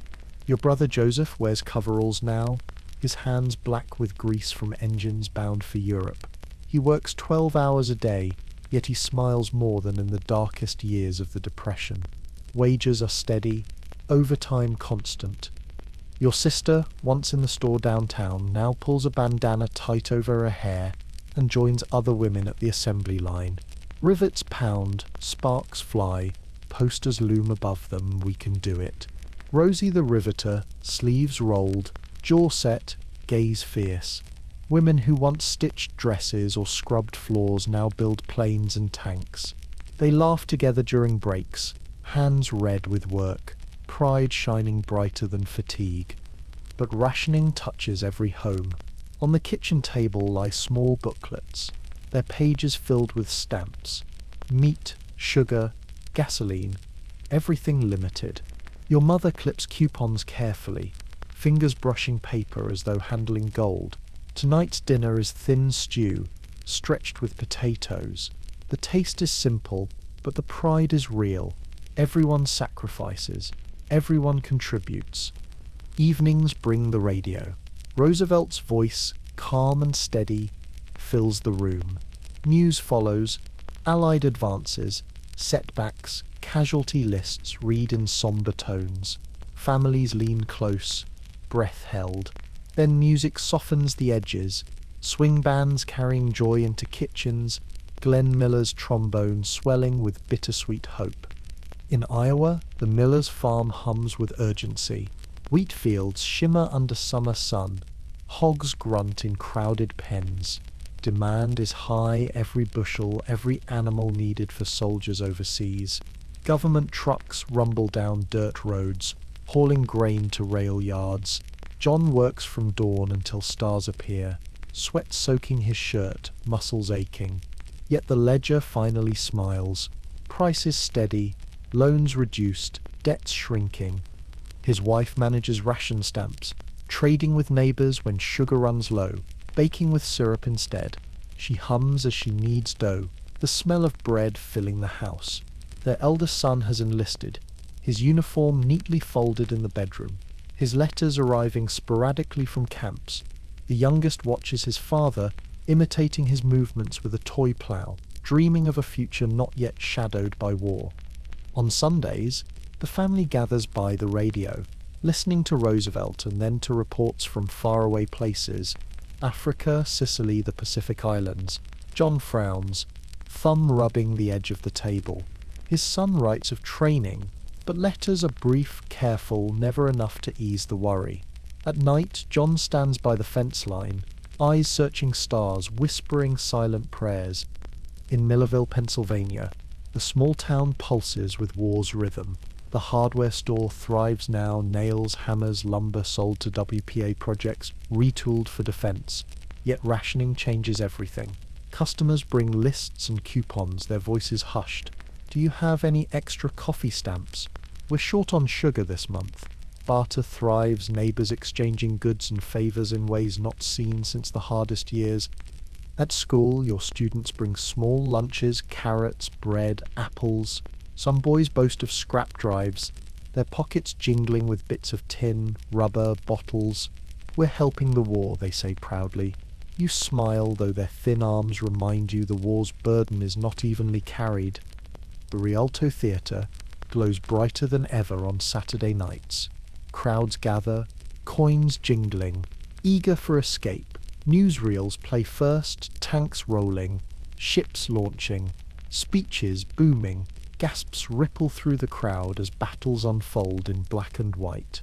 Then laughter returns as Mickey Mouse or Abbott and Costello appear on screen, relief washing over the room. For 90 minutes, war feels far, though never forgotten. At the drugstore, the radio carries casualty reports.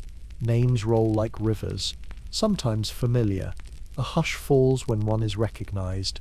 Mothers press hands to mouths. Fathers bow heads. Then the music returns. The chatter resumes, because life cannot pause, even in grief.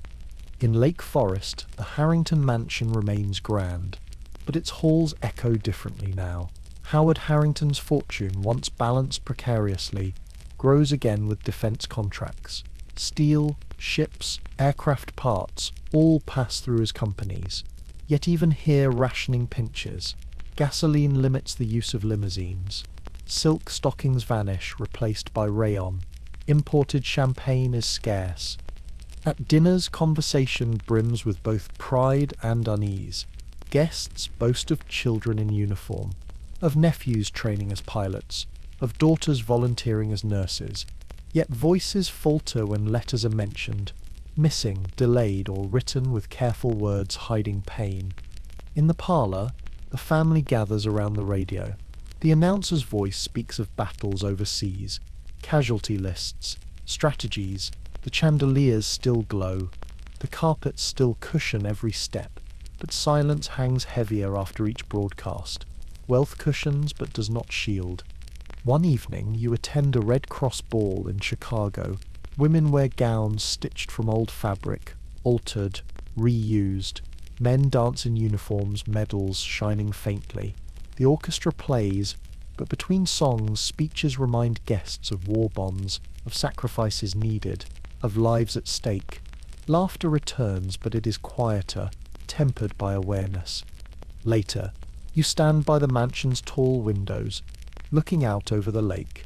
The night is dark, stars sharp, silence deep, yet in the distance you imagine ships crossing oceans, soldiers marching, families waiting. The world feels smaller, more fragile, bound together by a war that touches every corner. Across America in 1943, life has changed completely. In cities, women rivet planes, men work long shifts, families ration every meal. In farms, fields overflow, barns burst, but hands are short as sons march away. In small towns, radios hum with news, theatres glow with laughter, children collect scrap with pride. In mansions, wealth endures, but anxiety lingers, letters from sons treasured more than pearls. You lie in bed, hearing it all, the hammering of rivets in factories, the lowing of cattle driven for the army, the static of radios carrying both music and casualty lists, the muffled sobs of mothers, the steady tap of typewriters drafting letters that begin with "We regret to inform you." The depression has ended. replaced by war. Recovery has come not with ease, but with urgency, with sacrifice. America is alive again, stronger, but every heartbeat carries a cost. And as you drift towards sleep, you wonder when the war ends, will the nation find its way back to peace? Or will the echoes of sacrifice linger forever? You wake in the summer of 1945, the world still trembling from the force of war, but also humming with something new: relief, exhaustion, and the faint, tentative sound of celebration. In New York, the tenement stirs with noise before dawn. Doors slam, footsteps pound, voices call from the stairwells. You step into the street and find it alive. Flags draped from windows, horns blaring, strangers embracing, newspapers flutter in hands, headlines screaming, "Germany surrenders." Victory in Europe. Crowds surge toward Times Square, bodies pressing shoulder to shoulder, laughter and tears blending. A sailor grabs a nurse and kisses her, cameras flashing, cheers rising. Confetti rains from windows, mixing with the smell of sweat, smoke and roasted peanuts from vendors. The city pulses like a living heart, beating with joy that feels almost unreal. For years war has consumed every hour. Now, for a moment, there is release. Yet, even in the jubilation, grief lingers. In the crowd, a mother clutches a folded telegram, tears sliding silently as others cheer. Victory does not erase loss. It stands alongside it, two truths woven together. That night, the tenement glows with radio voices. Roosevelt is gone now, his steady hand stilled in April. Truman speaks instead. Plain, firm.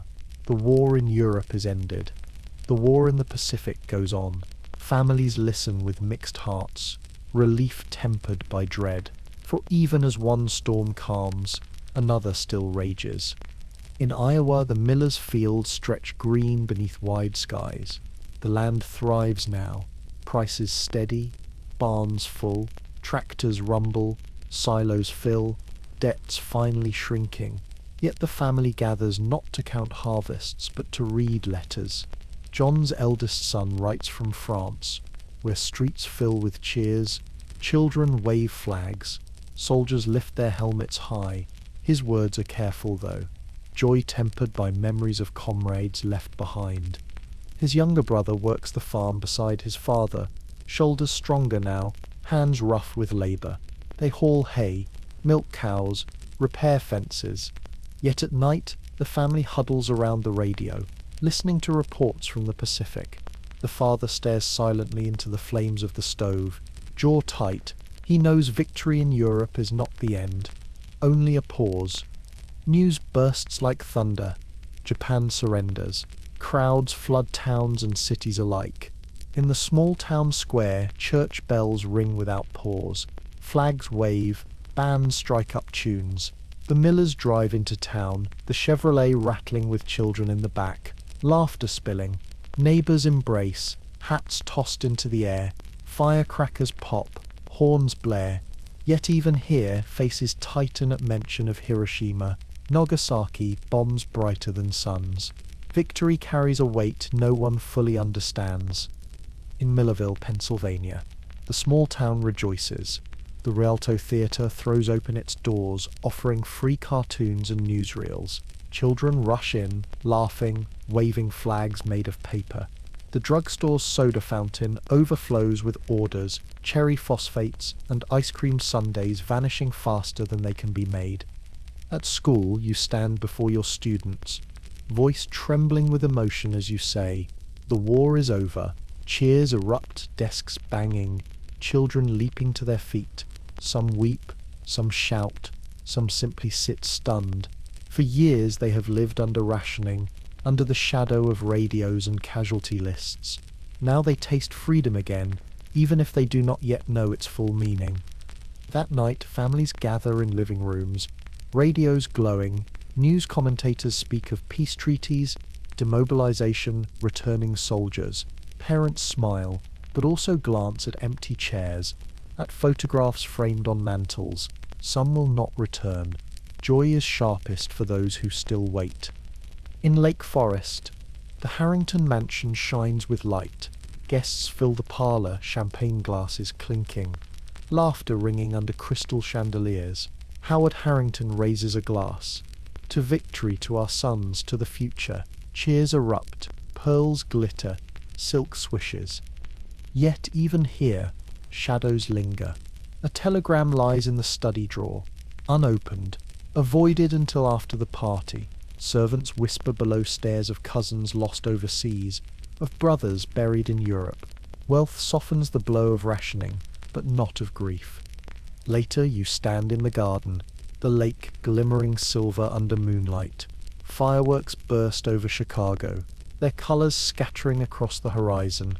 The sound rolls over the water, celebration and mourning entwined. You think of the sailors kissing nurses, of farmers reading letters by lantern light, of teachers telling children the war is over, of families staring at empty chairs. Victory is real, but it is not simple.